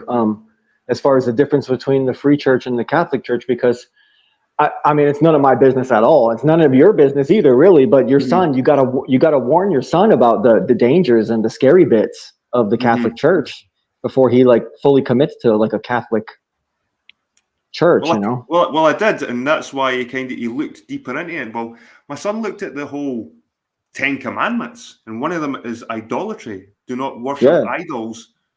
And he goes by those commandments. He sticks by them, and he's saying the Catholic Church doesn't stick by the commandments. So he's like, fuck them. You know, there's a big debate in Christianity about the cross itself or having Jesus on the cross. And some say when you put Jesus on the cross, then it's idolatry. Mm-hmm. And it's like the thing you're not supposed to do, because God said, "Don't make a graven image of me." So an actual cross shape is non-heretical, but a cross with a figurine of Jesus on it it could be considered by some idolatry. And then, you know, the Catholic Church is all about that. At the head of any Catholic church, at the head of the church is a huge cross with Jesus on it. Yep. But if you go into any free church, you'll not find that. It's just like a really? Simple. It's just simple cross. Sometimes they're not even a cross. Wow. Sometimes, yeah. and see the churches, they're not like big grand buildings. They're just sometimes that you wouldn't even know was a church. You would walk right past it. Yeah. And the ministers just dress in like normal clothes and shit. Yeah, so it's just like some guy in a building hanging out. You walk by, hey, what you doing? I'm just out here with my jeans and my t-shirt. What do you want to talk about? God? Come on, let's talk about God. But he's learning. You maybe heard me before, but he's learning how to be a minister up at the theological seminary and up in Edinburgh. And you should see this building, mate. It was created in like 1846, and it's right beside Edinburgh Castle, so it's right in the centre, and it's right beside like the tourists, and it's a giant Gothic building. And God, I'm just so proud that he's been like managed to get that position. Now, you said that he can get access to the schooling for free up until he's 18, and then and when he turns 18, he's going to need a scholarship. Is there any chance that a scholarship could end up landing in his lap because of his work, because of what he's doing? Like, if he does it up to, well, he's 15, so 3 years, he'll probably get a scholarship anyway before he even needs to pay for it. Are there sponsors that lurk around that church that are interested in helping students that actually care? Definitely. Well, I mean, I'll say some prayers, and I hope that if that's what he's going to do, you know, like that would be such a blessing if someone was like, "Oh, guess what, kiddo? You're kind of awesome, so we're going to go ahead and pay for this for you." No, I think that's kind of going to happen. Yeah, because people are blown away that he's going to the church on his own free will. Again, there's kids that go to the church, but they're dragged along by their parents, and they don't even want to be there. Jed goes without me. Again, he gets up every Sunday, puts his fucking shirt on, his trousers, he polishes his shoes, and he's away at the church. Again, and I'm kind of like, he leaves me behind. Again, he goes to the church, and he comes out smelling like old books. I'm like, Jed, that's the scent of intelligence. Yeah. When you smell like old books, man, again, that's like voodoo fucking intelligence. It's fucking scholarly. Aye. Oh man, you should maybe one day. I'll let you speak to the boy because he's becoming such a wee man. Again, he's such an intellectual wee dude, man. He's so smart. He puts me in my place with a lot of shit. Like I question, even with my disagreements with Christianity, like I didn't believe in the original sin and all this. He puts me in my place and tells me that, kind of like, you don't have to go like. They don't say that babies are sinners. He says that babies will grow up to be sinners because humans are inherently flawed in nature. They can sin and stuff like that. Yeah. He explains it to me better. I'm like, holy shit. What was the other metaphor he was using? Oh, he came up with some good ones. Like, holy shit. I'll need to come back, but he blew my mind with some of this stuff. I was like, I can't believe my son's like telling me this shit. All right, aye. It was about believing in somebody in his church was getting a bit thingy about the fact that you could be on your deathbed, and as soon as you convert to Christianity on your deathbed, God will accept you. And they were saying, well, how can you live your life as a sinner and then on your last hours convert to Christianity and then be accepted? That's not fair. And there was like a metaphor they used. to explain it. And, I can't even Did remember what it exactly the metaphor was, but it was so right. like does it have something to do with the first shall be the last and the last shall be the first? Something Oh, like that? No. nah, I can't remember what it was, but it made you understand that anyone can convert at the last minute if they wanted to be, and they'll be accepted. But I'll need to find out. I'll need to ask him again, like what that was. I might even shout him. I mean, you might be still awake. No, does it have to do with a farmer hiring help and how Oh, it some is. It is. Aye, yeah, no. yeah. Yeah, you reminded me, man. It's like, right. So is it Jesus? Maybe hires a guy to help him, and he gives him a darn or what the currency was back then for an hour, and the guy goes away, and then no, they're working, and then a couple of guys turn up 2 hours later, and they're Yeah. given the same amount of money, and then a few guys turn up like a few hours later, and they're given the same amount of money as the guy that's been working for ages. Yeah. You know what I mean? And it's saying, and that was the metaphor. I was like, holy shit! I was like, that's so fucking. He just kind of nailed it for me. I was like, well, fair enough. Kind of like, what was the conclusion of the story? Like, I well, forget, but I it was like remember work. It was like working for like money, and then again, it was something to do with that, and he put it so well to me, and I just couldn't. He worded it better than I can word it because he's obviously he's learning it. He's remembering it all. But he just blew my mind when I was listening. I was like, holy shit, my 15-year-old boy's telling me this shit, and I just can't believe it. He's amazing. Like, I'm so proud of him.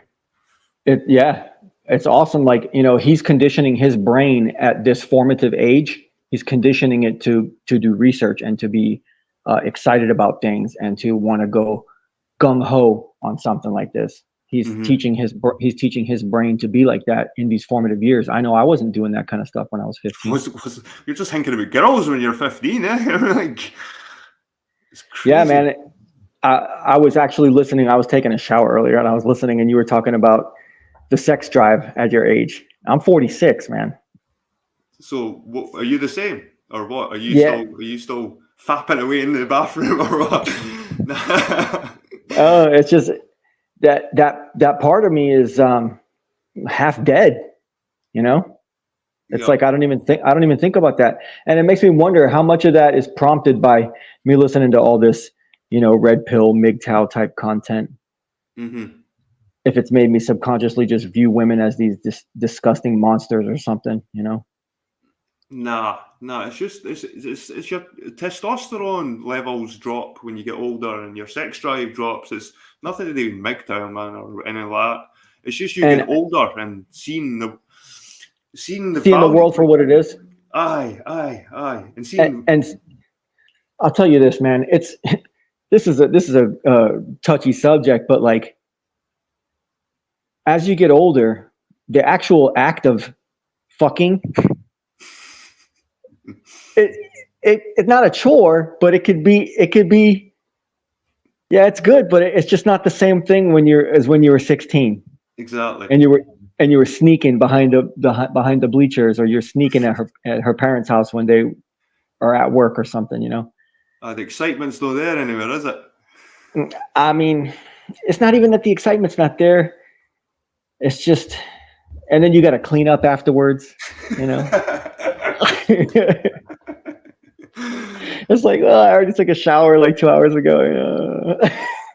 But I thought it was just me, but I'm not really ashamed of it either, because a lot of guys in the workplace are bossed, kind of always talking about women, and you're thinking, fucking, how you still like that, man? I'm like fucking 42, and kind of I've got guys like in their 50s still. Oh, she's sexy, and you're kind of like, hey, fucking, can you even get up still? Like, why are you talking like that? Kind of like, A lot of that's just show, and a lot of that may be true. They may be thinking that way, but deep inside they know better. They know they couldn't last with some 20-year-old fucking gymnast.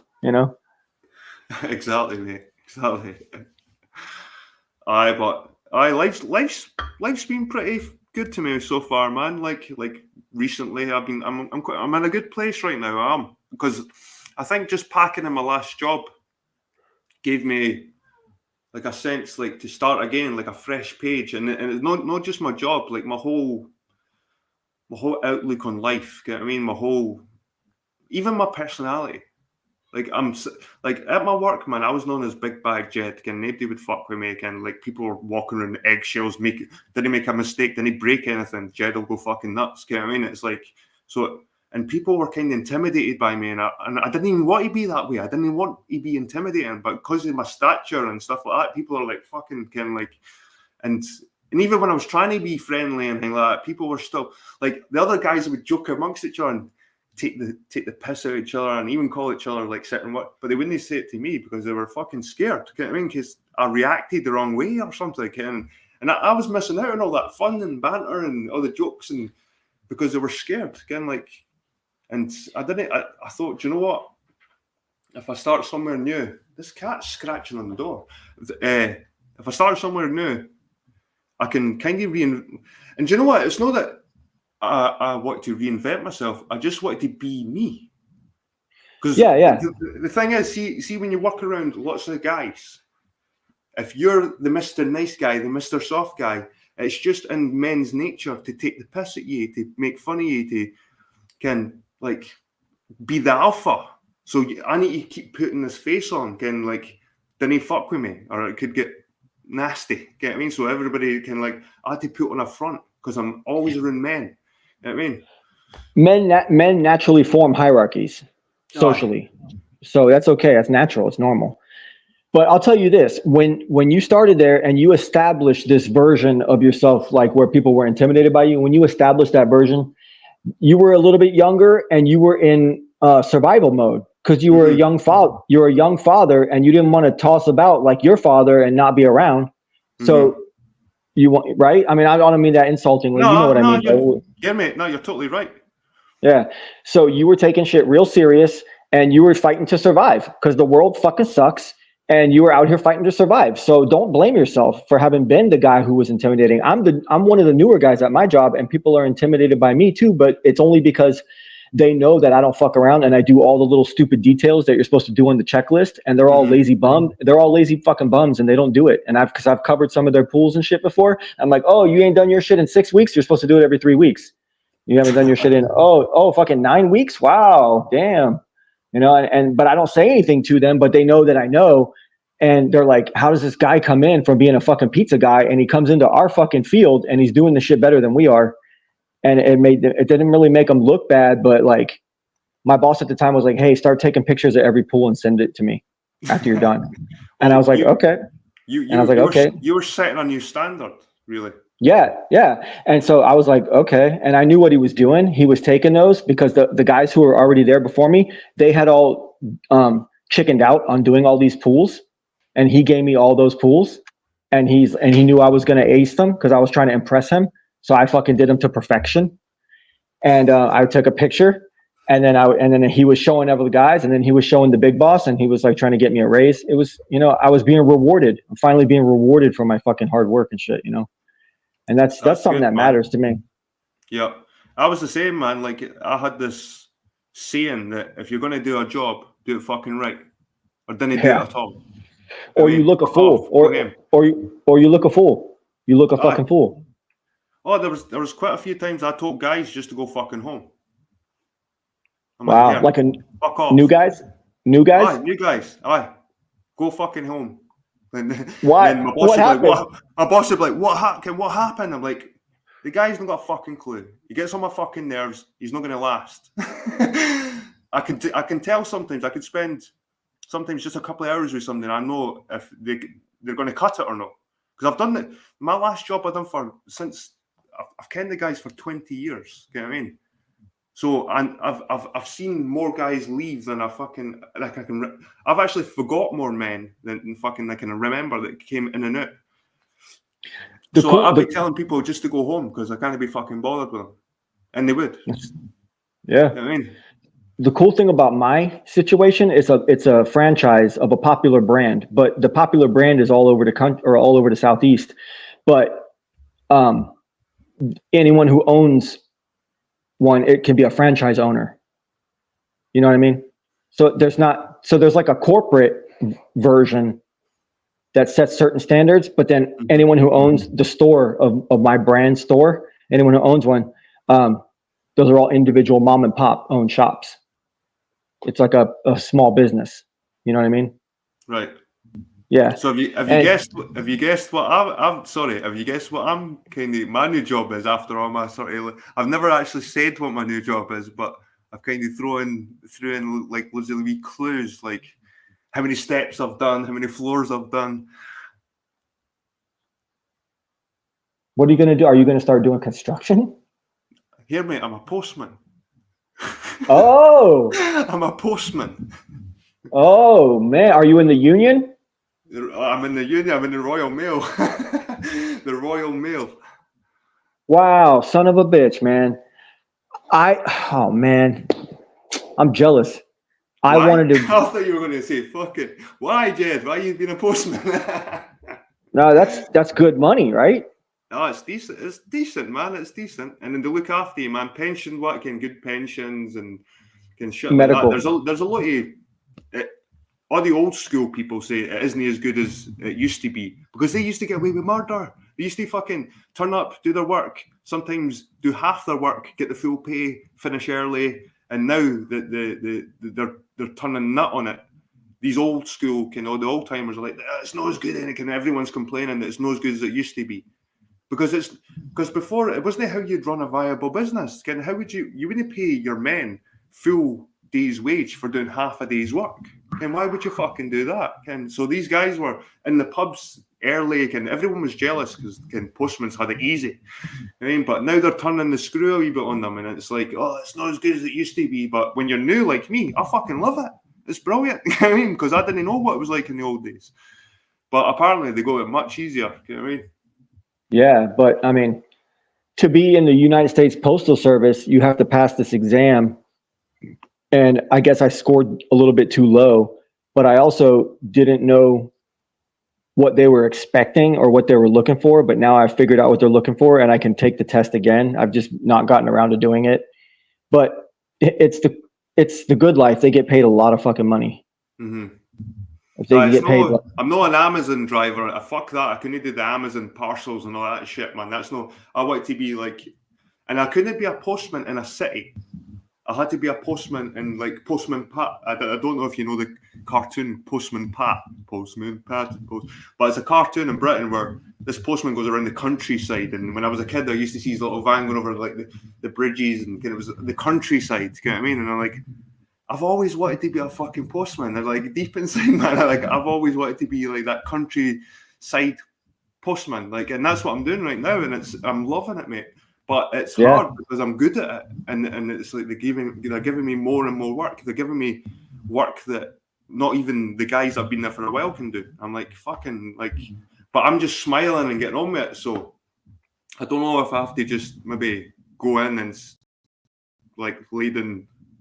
I didn't want to lead in the law because I didn't want them to get the wrong impression of me, but I feel like they're taking the piss a little bit because I am being a bit of a yes man right now because it's a new job. Like nothing's a problem, nothing's a chore.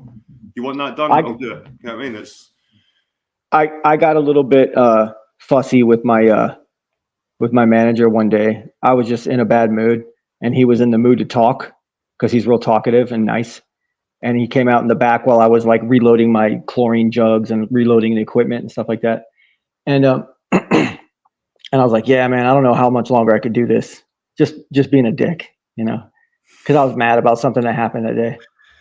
And he's like, oh, and he pulls me to the side. He's like, what's it going to take to keep you, man? And I was like, another $1. And he's like, done. I was like, sweet. No way. Yeah, just like that. And I had, so that was 4 months ago. And then about 7 months ago, I got a raise. So I've already had 2 raises in less than a calendar year, and I've trained 2 guys. Nice. Yeah. So, I mean, if I were to learn all the ins and outs of all the equipment and everything and really master the fucking equipment and know what everything looks like and how every single piece of equipment that's on the market like works and how to operate them all and how to like change parts on them, take them apart and replace like little motors and stuff like that. If I really mastered all that, I could up my pay by like $12 to $15 more an hour than what I'm getting right now. If you could master all that shit, you could become self-employed. Well, yeah. But And you can but get with your that, own machinery, you can get your own pumps, you can get your own chlorine supplies. yeah. But the thing is, that kind of work comes through. I guess you could be a private contractor that they go to, but you're best off being affiliated with a company that's known for doing that stuff. Because even a company that does that, there's still only 2 or 3 guys in the company. Mm-hmm. You know, because it ain't like there's tons of people out there that know how to do all that stuff. You Yeah. know, but I just don't know if I'm passionate enough about it to go that route. You know, I think, and like I my said before, man, if you're going to do any job, do it right. Can put your heart yeah, and soul in it. Or what's the point in doing it? Why are in you my there? heart, I'm a customer service driver. So ideally, I could get a lot of money per hour driving some kind of a bus full of elderly people or maybe little kids and just get paid the right amount of money to do it, and I could do that all day.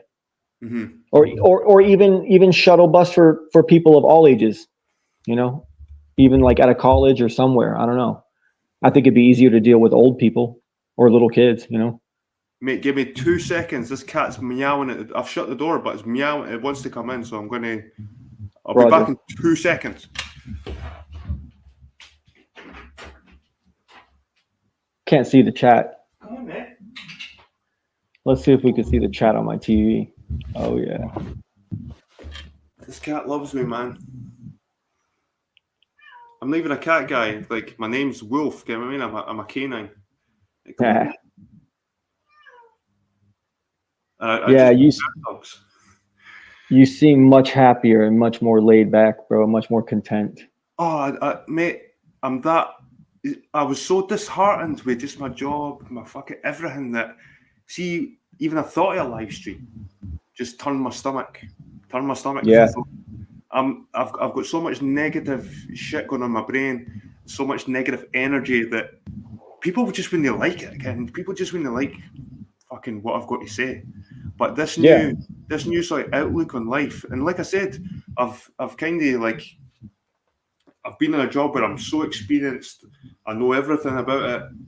I had control of everything, kind of like I had my way with everything, and you know what? I just needed a change. I just needed a change, mate, and I wasn't happy. The guys are brilliant. To my last employer, he says, anytime you want to come back, Jed, you can. There's a place there for you. If you didn't like what you're doing, just come back, man. You know what I mean? But wow, that's all. That's nice. but I don't want it anymore, man. Lifting pianos, lifting safes, lifting. Like, I'm 42, man. I can't keep lifting massively heavy objects.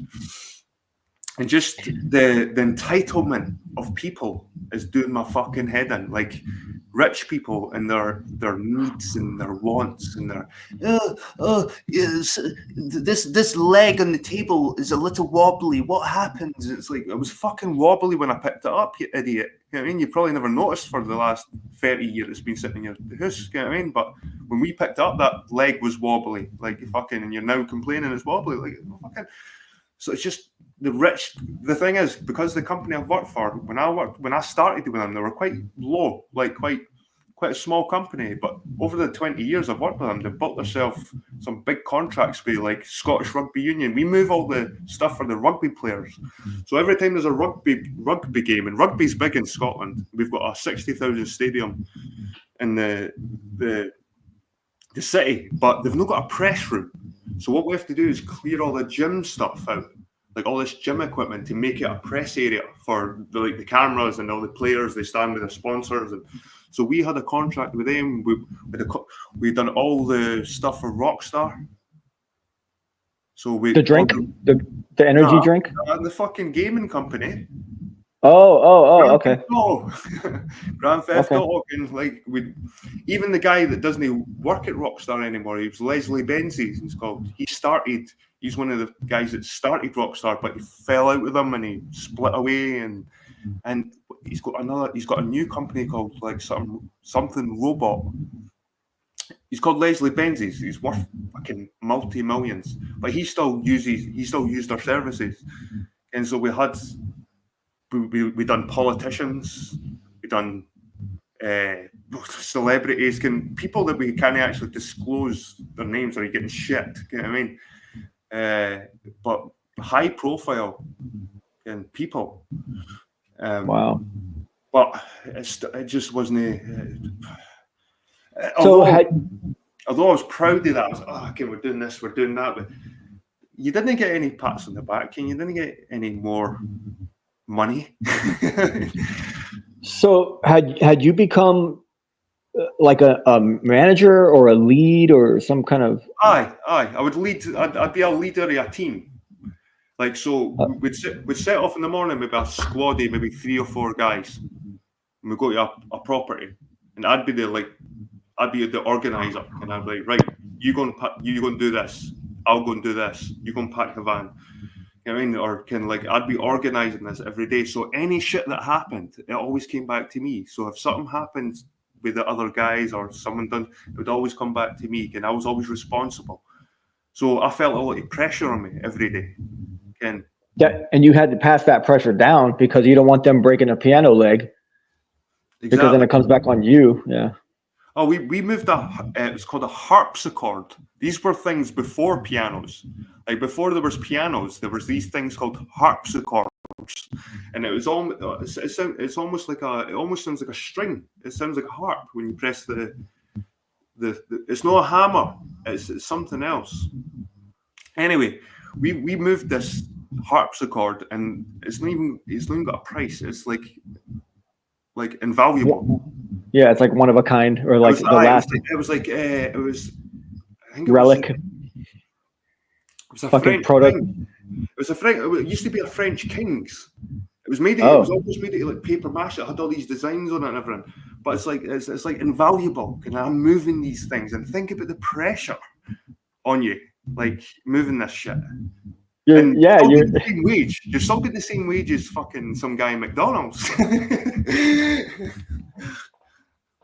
Like a manager in McDonald's. I didn't mean like a fucking just a worker, but the pay wasn't that great for the pressure that I was under.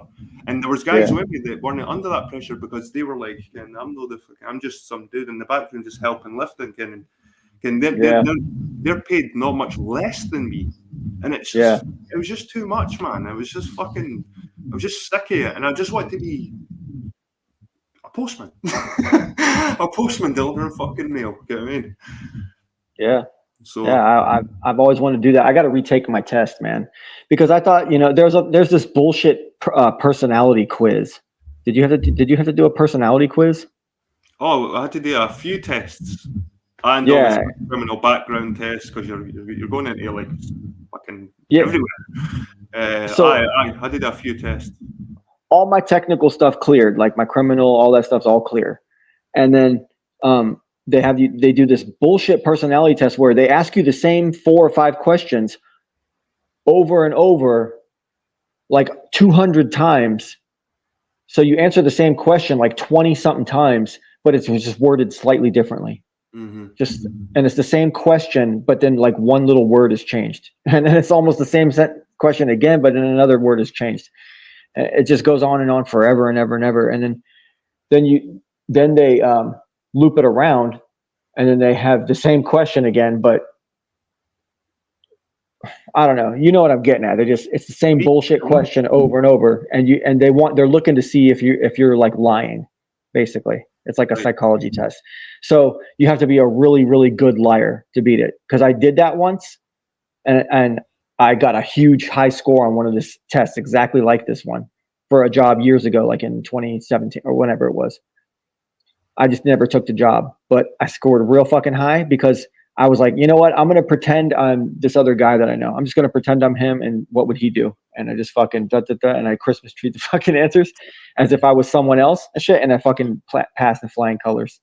That's crazy, because see the job that I'm currently working at, I applied 9 times for it, right? Okay, yeah. Because obviously there's different departments all over Scotland.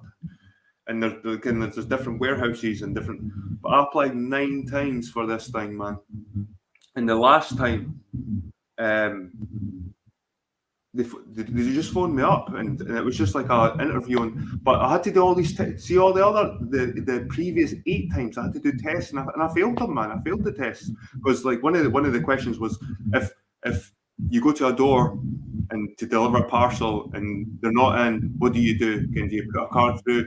And oh no, if you go to a door to deliver a parcel and they're not in, and you walk away from that address, and the person comes up to you and says, "Oh, that's my parcel." What do? Do you go back to the address with them and make sure it's them? Do you do this? Do you do? I'm thinking, to be a good person, I'll go back with the old woman to her house, make sure it's her. They're like, no. You give her a card. You tell her to go to the thing and collect it. You've not got time to go back to people's addresses and stuff like that. So I was. Oh, Another thing that I think I've done wrong in the previous 8 fucking applications was I put down that I was a straight white male. See when I applied the 9th time, it says what sexuality are you? I put when it what was the thing we prefer not to answer. prefer not to say. It's like, what race are you? Prefer not to say. Or Yeah. other. I think it was other. I had all these different options, and I thought, what sexuality are you? Prefer not to say. What religion are you? Prefer not to say. And do you know what? I Yeah. got a phone when I was Wow. putting in a white guy, like whatever. They were like, "Fuck off," you know what I mean? Like, so I just prefer not to say with most of them, and then I got a phone call. So holy shit, maybe that worked. Maybe it didn't. Maybe Yeah. they were just desperate. But Yeah. I feel like I got points struck against me for the fact that I put white male. there's a good chance. There's a good chance because every application says, "Oh, we're hoping to get diverse and they need to tick that box that they've got a black person at a fucking company or something." And like you need to tick boxes. They've got somebody for a different race, someone for a different sexual background, or they need to tick these boxes. If they don't tick the boxes, you're looked as this kind of racist or.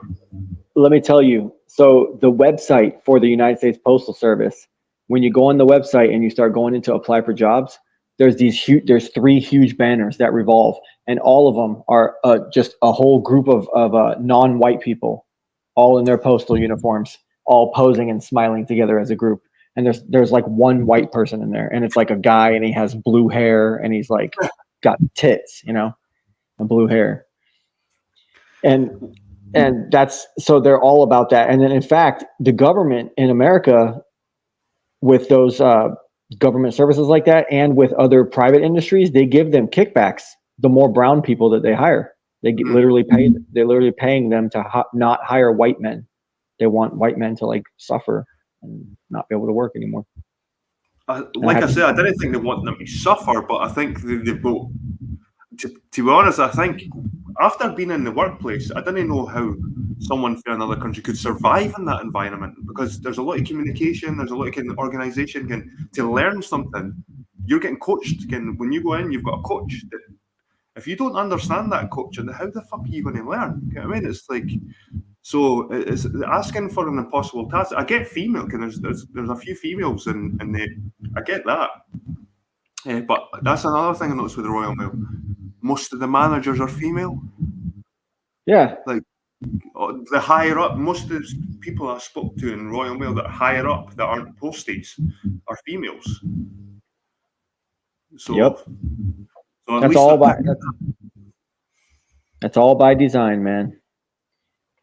Just it's feminism, and it's like female over empowerment, and it's all psychological warfare against normal society. Funny because I remember you used to say that shit, man. I used to laugh at you like with that whole feminism shit. But see the more the shit that comes out, and the more I'm starting to think, I think VB was right about all this, especially like with the feminist shit. You know what I mean? I was right, motherfucker. I think you were a bit extreme. Like I could see it, but I thought you were too extreme about it. But now I see the shit on the telly, and I'm like, holy shit, maybe VB was right. There is a big, massive feminist push again, and it's obvious now. It's pretty obvious, especially in Britain. Yeah. Oh yeah. It's liberal, gynocentrism. Gynocracy. Gynocracy. Did you coin that, or is that a MGTOW thing?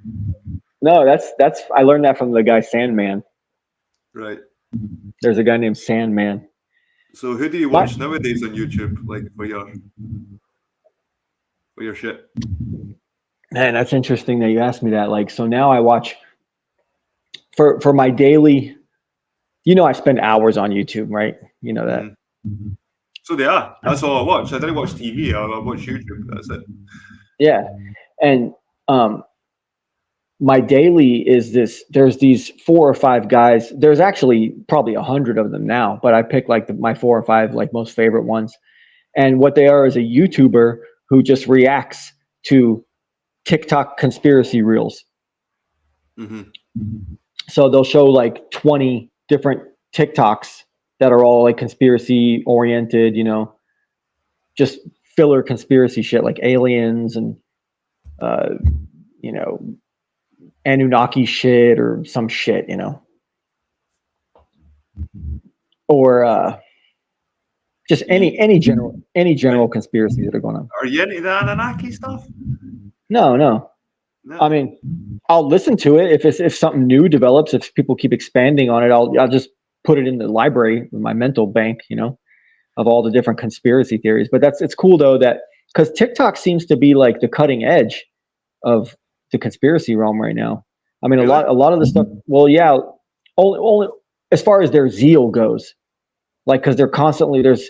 I don't know where these guys get them, but there's these reels that are made, and I guess they're compilation, little shorts compilations, and I don't know if those are all different users. It looks like they're all different users, and they're compiled by someone else. It's AI. Yeah, and it's compiled. Have you noticed that now? When you probably not noticed it because you've probably not published a video in a while. But when you go to publish a video now on YouTube, you have to make it public or private, or you've got all the little checks you do before you publish it. Well, one of the checks is like, is this? How did you create it? How did you create it? Is it AI generated? Is it So it's asking now, if it's AI generated, if the images were generated by AI, or if the voice in your video is AI. YouTube's asking that, and it now says at the end of certain videos that this, or up in the corner, this is made. How many AI videos have you not looked at YouTube and you've been sitting through a fucking video, and the guy keeps repeating and shit? You're like, what the fuck is this? And you're like, holy shit, this is the AI video I'm watching. It's all completely made by AI. But it did suck me in at first, and like, you think it's real because some of these people sound AI, man, the way they talk. Yeah. But aye, now you have to actually put an actual. If you're making content with AI in it, you have to state that in your videos, or you probably get taken down if you don't. Wow. Crazy. I mean, I guess that's a good thing that they're monitoring that at least. Definitely is a good thing, man, because I think this AI fucking stuff is. And I know D, like, I don't know if he's in the chat, but I know D's a big time AI guy. But I seen a story about a guy that he wanted to copyright his AI art. Like, how the fuck? He put prompts. He does prompts. He makes AI art, and then he has exhibitions. He wants to copyright, so nobody can make like replicas of his stuff, but he's made it by just putting shit into a fucking computer. Yeah, he didn't. Yeah. And the thing is, with art, VB, it comes from the art. If you know what because I went to college, I done like art and design and stuff in college, and a lot of the time you used to debate what art actually is. What is art? What is art? And apparently, according to my college studies, art is anything that evokes an emotional reaction. Well, I mean, no, that's not true because things can happen in nature or in the physical realm that have nothing to do with someone creating them. Right. I suppose you're right. Like when I went to see those Northern Lights, like I was like blown away, like emotional. I was like, oh my god, I can't believe I'm seeing this shit right now, and it's no art. So I think you're right. But this is what the colleges teach: that anything that evokes an emotion. So the worst thing an artist could have, because this is why they do this shit art as well. Can this like fucking let's have a toilet, kind of urinal? Like there's a urinal, and this is art. And like, Yeah. but the fact that you're disgusted by that is art because they evoke some kind of emotion at you. You know what I mean? Yeah. Mm-hmm. So they class that as art. The worst thing they could get is you just going up and being stoic about it, just being like, all right, and then walking away again, getting no emotion off it at all. That's the worst thing that they could get from you. So even if it's disgust, that's art. Yeah. I've You know what I mean? seen footage. Yeah, I've seen footage of the people doing all this stupid shit on like on a wall, Like puke like art, puke just art. stupid. Yeah. Like people like drinking paint and going "Bleh" on the paper, and that's art. Uh. Have you never seen that? There's an artist that is like pukes paint on a paper. People buy that shit, man. Yeah. Uh. And then they bring that to their house, and then we imagine the way it smells. Aye, and what about that? What's her name? Tracy Elman or something like that. She's a British fucking artist, and one of her exhibitions was a tent where she got shagged by all these guys, and I think she pinned up all the condoms in the fucking tent or something, or fucking disgusting. You know what I mean? And they call this art. You know what I mean? Yeah. Disgusting. So, what do you think? You think if so, let's talk about Donald Trump and Kamala Harris. The election is tomorrow. Yeah. Did they have a debate tonight? Was there a debate? I don't. They might have had one debate. Yeah, it was a while back. It was at least a month or two ago. Really? I'm sure there was maybe one happening tonight or tomorrow. I think someone put on a post like, "Oh, they were going to live stream the debate." I think it was I maybe mean, tonight. maybe that might have happened. I don't know. I'll watch it if it did happen. I'll watch the replay. So what time is it over there right now? Is it like 7 o'clock or something? It's 8 o'clock because we just went through time. What do you call it? The daylight savings time. Mm-hmm. So right now it would normally be 9 o'clock p.m. Right. A couple of days ago, right now it would have been 9:09 p.m. But right now for me it's 8:09 p.m. because we did daylight savings. Mm-hmm. Oh, Which we I did don't the think. same. An hour. It's an hour forward, I think. So you did the same thing? We did the same thing. Okay, well it's 8:09 p.m. for me, so that means it's 1:09 a.m. for you. Yeah, it is. So you don't have to work tomorrow? No, I work, man. I work from, but that's another good thing, man. I didn't have to travel through the fucking traffic. That was another thing that was doing my head in, man. The traffic, the fucking roadworks, the unnecessary fucking traffic jams that are just fucking coming out your neighbour. Just put a set of temporary traffic lights up, and you're like, so why are these traffic lights here? You look around, there's fucking nothing happening. There's nothing happening. Digging a hole for something. You're like, what the fuck? And I remember your fucking video was it all traffic jams are a conspiracy or some shit. Yeah, traffic jams are a hoax. It is, man, because they're digging up the road for no fucking reason, man. And I think it's the Sebin road working company. Every year they get a budget, right? So they might get 6 million one year, and see if they do it, if they do the work for 4 million. They'll only get 4 million next fucking year. So they have to keep like digging holes for fucking no reason just to get the budget high. So they're just fucking digging everywhere for no fucking reason at all. I mean, it's not a conspiracy. It's fucking real. I mean, Yeah. but the traffic, man. Like, this is another thing. I can travel to my work in 20 minutes. So I get up later. I can get a shower. Can I fucking have a coffee, and sit around, have a cigarette, and relax. Drive to work in 20 minutes. Oh, that's another reason why I was driving into Edinburgh every morning was a fucking nightmare. It took me like, on a bad day, it took me like 40 minutes sometimes to get to work. And So sometimes an hour to get home. Get what I mean? So that's 2 hours, unnecessary 2 hours on my day for fucking sitting in traffic. Yeah. And that was 20 minutes back. What time do you start work tomorrow? 9 o'clock. It's already 1 a.m. 8 hours sleep, man.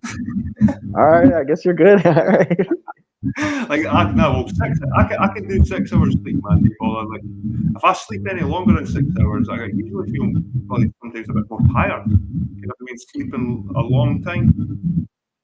Sometimes I can go to bed early, man, and have like an 8 hour sleep, but feel tired. But if I go to my bed like have a 6 hour sleep, it's a deeper sleep, and Yeah. I feel more refreshed when I wake up. So there's a That's fine line there between 8 hours and 6 hours. You know what I mean? that's all my body will let me do anymore is 6 hours. Mm. My body won't even let me do past 6 hours. I'm like forced awake. Yeah. No, I'm the It's just same, man. I can't sleep in 8 hours, in eight fucking, like, you're sleeping your life away, mate. You know what I mean? If you add all the fucking hours up, you're sleeping your life, half your life away. 8 hours, yeah, 10 hours. People go to bed at like 8, 9 o'clock at night. You're like, oh, fuck, why you go to your bed at that time? You sleep half your life away. If you add all these fucking hours up, you've slept half your life. You know what I yeah. mean? And Well, that's you're another supposed thing to. I was doing, man. That's how I knew I had to change jobs, man. I was staying up so late because I was dreading the morning. So I was staying up Yeah, late because I was sort of delaying the next day. yeah, And now I'm going to bed early because I'm actually not at night, but early hour because I didn't mind it. I didn't mind going to my work, even though it is quite hard for them. But it's just because of my whole new outlook in life, I didn't mind actually going to bed a wee bit early. And I'm not going to sleep right away. I'm maybe lying in bed and watch YouTube with my missus for any fucking drama or some shit. Like, I love these body. This is what I've been watching a lot lately, man. Body cam in these fucking body cam videos. I fucking love them. And the gruesome one. With the busting his and shoots the guy. Some guy standing there with a gun, and you see everything, man. And the guy, on the body cam, and holy shit! I can't yeah. believe that. I can't believe that shit happens over there. And like that kind of shit happens once in a blue moon in Scotland. Like somebody gets shot in like by police. Like that happens like once every 3 or 4 years in Scotland. And, like in America, this seems to happen every fucking day. You know what I mean? And the body can't be It happens in every major city all day, every day in America. crazy, man. The gun, fair enough. I know you're strong about your guns and all that, but something needs to give. I mean, people are just shooting each other. People are getting stupid arguments and just shooting each other over it. And, like a heat of the moment can just grab a gun and boom. And it's so easy. I mean, the vast majority of gun violence in America, like Americans on other Americans, is gang related, and it's Mm. hip hop type people. It ain't Yeah. like white, rednecks No, doing it no, to each I know other. what you mean. It's black on black. You know what I mean? Yeah, But that's the areas that are usually quite like was it Detroit, Chicago, and all these places. Bad with the gangs, man. Atlanta, Los Angeles, out in California, even like places in the middle, like Phoenix and Las Vegas and shit, even like Kansas City, St. Louis, right in the middle of the country. All What about gangs, all Florida? the Florida, What part yeah. of Florida are you for? Are you for the bottom, the top, the middle? I'm like in the center of the middle. You're centre of the middle. Yeah, like seriously, right in the middle of the fucking state. Cool. I'm really far inland. Oh yeah, so the hurricane came through and it wasn't really jack shit. And then my apartment complex lost power that night at like 4:30 in the morning or something. But I wasn't expected to be at work the next day, obviously, so it was all good. And so I was up watching TV and everything, and lost power. And then the very next afternoon, all the gas station next door to my apartment complex and the apartments across the street and the plaza that's on the other side that has like some little shops in it and stuff, they all had their power back the next afternoon all at the same time, and then mine didn't come on. So Really? then my power stayed out for 4 fucking days, man. Just my neighborhood, everything around me had power, and No only way. mine. Yeah, it was just total bullshit, man. Is that to But do with the landlord or the owner of the building or? it's an older building, So there's positives and negatives about my building. The positive is that it's built of brick, so it's real nice and strong, and like well insulated and like real quiet and peaceful. And plus, the neighborhood's really peaceful and quaint. But these buildings were built like in the 50s or 60s, and they, I don't know, they're still standing real nice right now. But That's the same with my house right now. My house was built in 1969. Every wall is brick. Like if you need yeah, to hang something up like a shelf or that, you need to drill a hole, put rock lugs, all this shit just to hang that shelf. You're like, yeah, it's not the plasterboard shit where you can punch a hole through the wall and run through rooms. Yeah. Like that's the way yeah, they're made nowadays. Everything's plasterboard. yeah. So it's good that it's all solid, but at the same time, the electrical, and I think the main electrical hub, the entire complex is just outdated or something, and they're just being cheap, and they don't want to pay for the proper equipment to bring it up to the nice code. Yep. What's that? A fan? Sorry, mate. I'm trying to get a fucking ciggy at the door. Oh, is that your? Yeah, because your voice was cutting in and out. Is that better? Hello. I'm just moving my shit, man. Speak to you like at the door. Oh fuck. Were you dropping shit now? Have a ciggy at the same time. But honestly, man, it's been good. It's been awesome to speak to you, man. Like I said, I've kind of missed you all. You know what I mean? You, Vlad. Where the fuck's Vlad? He died or some shit? Where's Vlad? I don't know. He could be watching us right now secretly. Possibly. Why though? Why secretly? I think I was such a fucking asshole. I was such a fucking asshole that he was like, you know what? Fuck this. BB is just like. I know that his missus Honey still watches. She's commented on some of my videos. Oh, really? Yeah. Okay. Well, Vlad hasn't. So what the fuck? Sure, that's not just Vlad using her channel? Nah.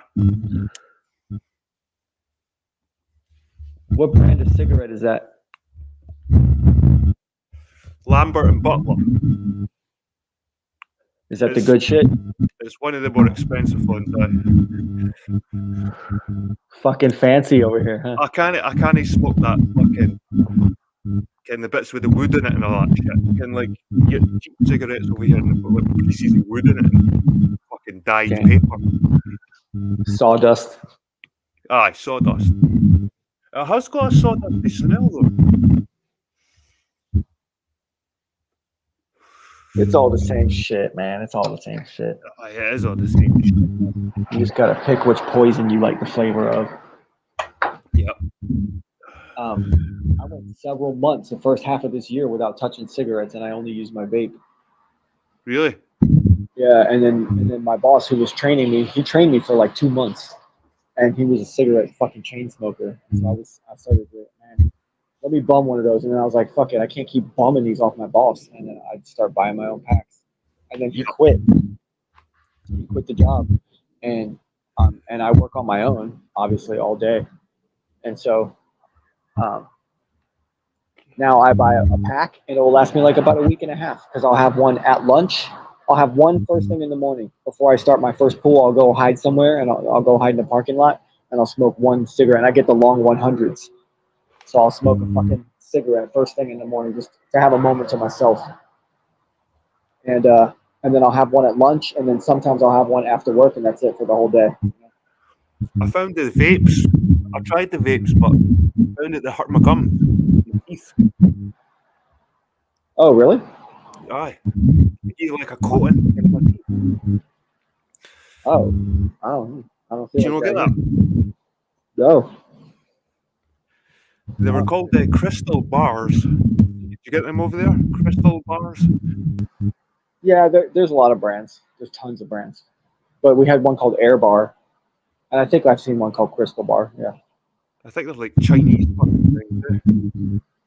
They've got to ban them over here. Yeah, I know. Like 100% ban? Like you cannot own a vape? The throwaway ones. Oh, So I was thinking about stocking up, maybe like buying a shit ton of them and selling them double the price. yeah, for all the fiends, for all the junkies. Exactly, man. Because they're all addicted to them. Like I So said, you, like my so son you, found one of his friends digging about a bin for one. huh. Like the kids at school are like finding like old ones and getting the last little sticks at them. Oh, wow. Because see, when you have a vape and it finishes, if you leave it long enough, sometimes you get a couple more puffs out of it. Oh, yeah, of I've, course. I've realised that because I had one in my car for ages and I thought it finished. I was like, because the little light flashes at the bottom. You're like, that's done.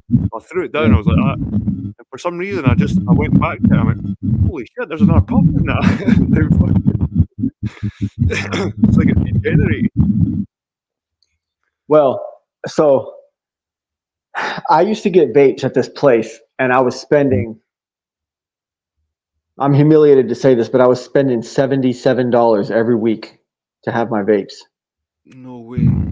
Yeah, that's how much this place was ripping me off. And then I found another place, and I buy a different brand with different puff counts, and it's called Raz. And it fucking, um, I buy if you buy two, he gives you them for either two for 40 of the 9,000 puff or the 20. The other ones are two for 30. Well, two at $30, so $60 for two. But I buy one of the lesser ones, $20 unit and a $30 unit, and it lasts me like about a week and a half. And the price now is like it ends up being $53 after tax. So I just by switching the stores, I'm saving myself over $100 every month. Fucking, I can't believe I've been getting duped this long. You know? No way. Yeah, The and guys at my work, they had a new one. It had like 4 different flavors. It was hard to turn the thing. It's like different flavor, like different flavor.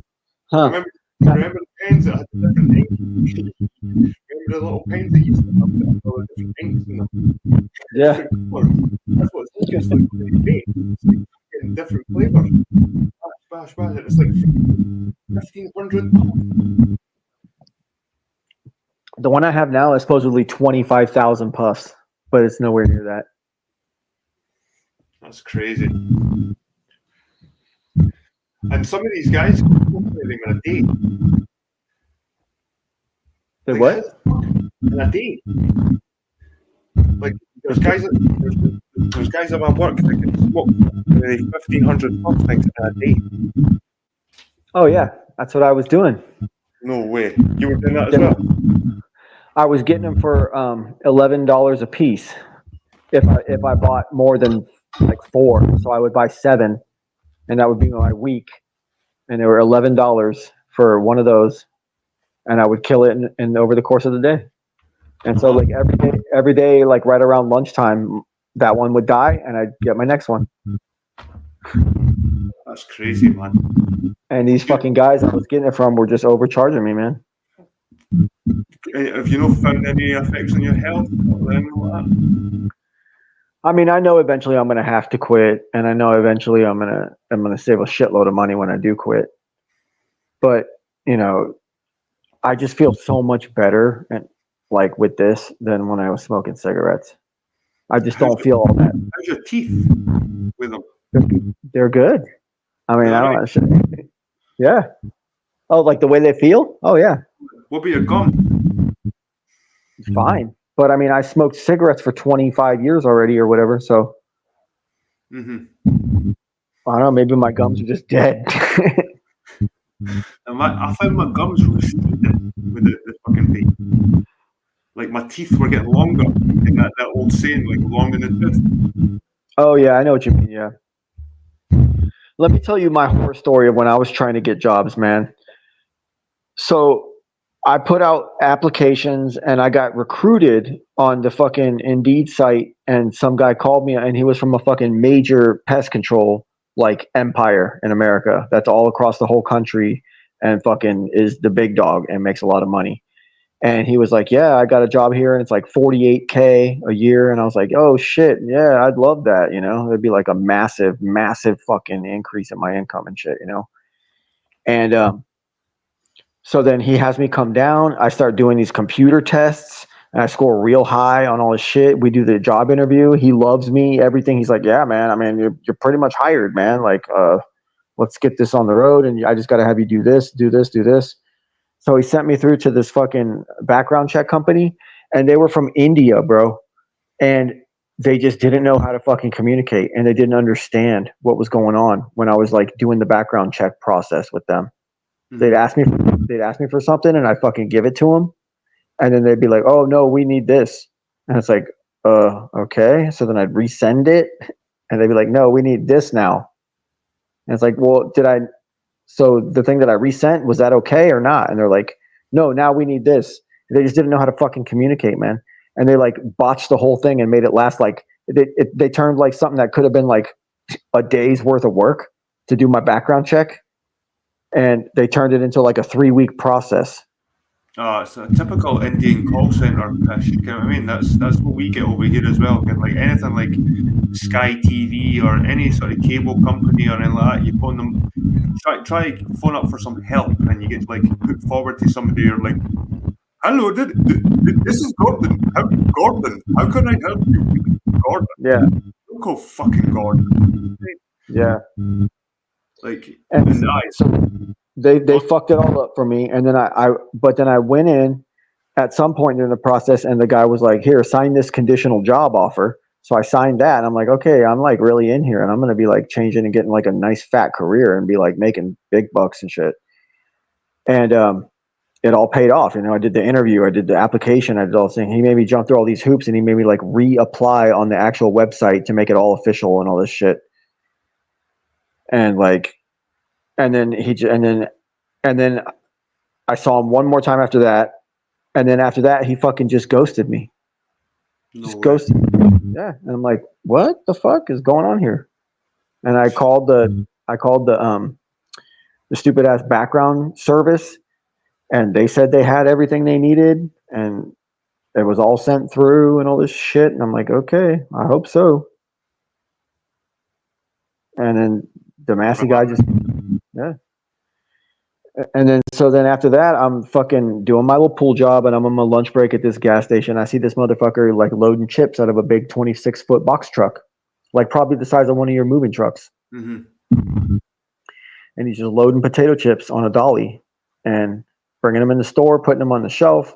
And I'm like, hey man, who do you work for? And he's like, oh, Frito-Lay. And I'm like, oh, yeah. So blah, blah, blah, get to talking. And he's like, give me your number, bro. And I texted him, and he's like, okay, the hiring event is here, blah, blah, blah. I'm like, okay. And he's like, oh, and then when I'm at the thing, he's like, text me when you get there. I'm like, okay. So I text him, and he's like, when you're at the thing, when you're at the thing, tell me who you're going to meet. Tell me who you're interviewing with. And I told him the names. These sounds like you were scammed, maybe identity theft. That's what I was fucking thinking, man. But no, the thing is, I actually went to the employer, and he sent me to this company specifically, and they're like a branded company. But I was paranoid that they were like stealing my fucking identity, using my name to take out loans and my good ass credit and shit.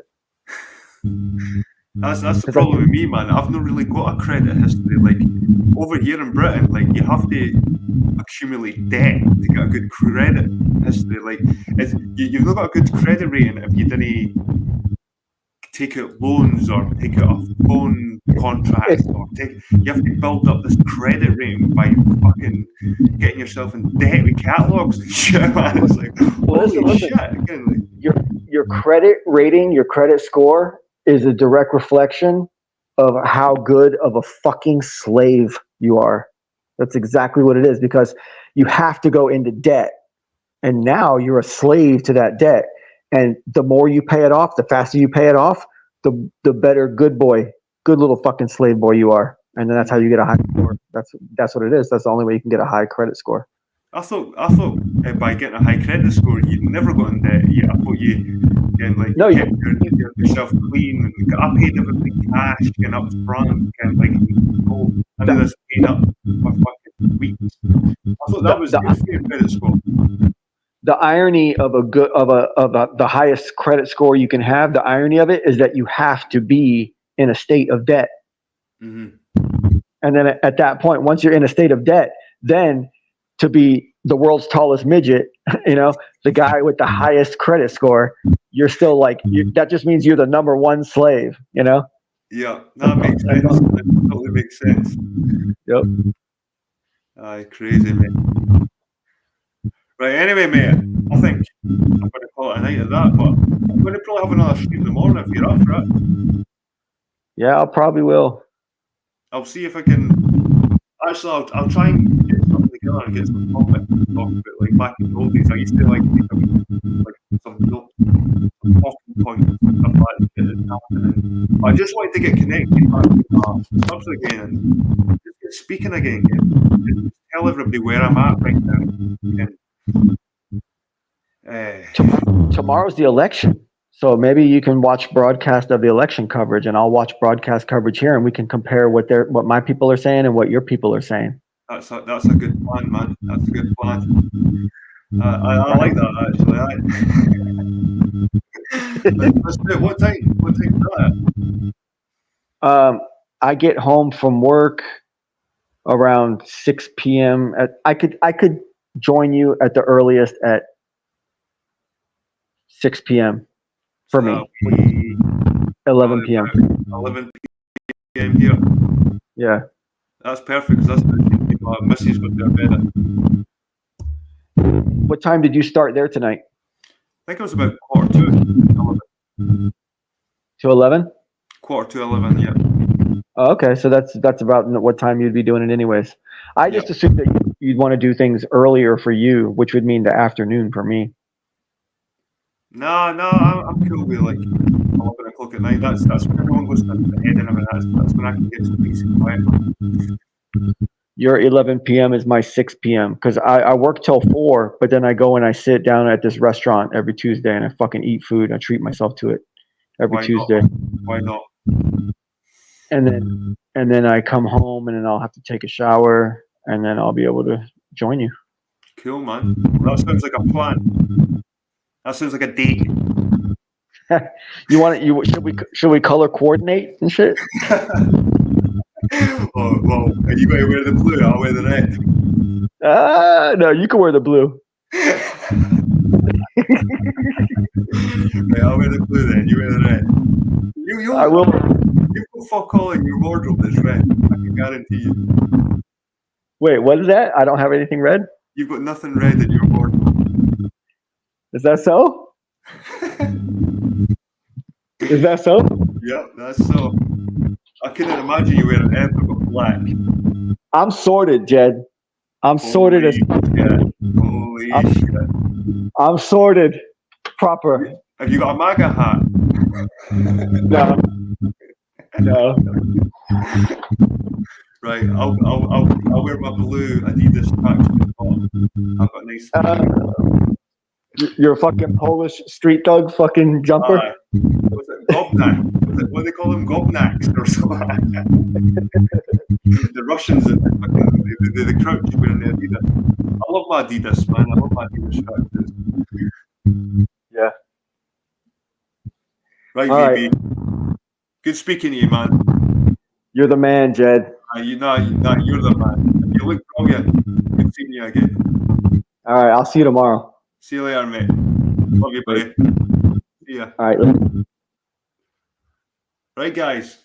That was VB. Awesome guy, and I'm glad they came up, man. I'm glad they came up. Love the guy. And when I say love, I mean YouTube love, man. He's one of my favorites. He always has been. I've watched him for years, and since probably 2015, I've watched VB. He's one of the first guys I used to watch concerning the FE. But it's fireworks night in the morning as well. So, I can. Do you know what? When we're doing the election stuff, I can always go on my mobile phone and take it outside. We've got a giant bonfire outside. It must be about 8 foot tall. So whilst we're doing that, or maybe building up to the elections, we can go and have a look at the bonfires. But thanks for everybody coming in. Pamatiti, Susie Cat, Chris Hayes, Sasha, YouTube, everybody that came. Who else? I can't get used to this bloody computer, but thanks for coming, guys. Probably going to stream them on. Actually, I'm definitely going to stream them on, and I'll see you then about 11 o'clock. Thank you. Have a good night.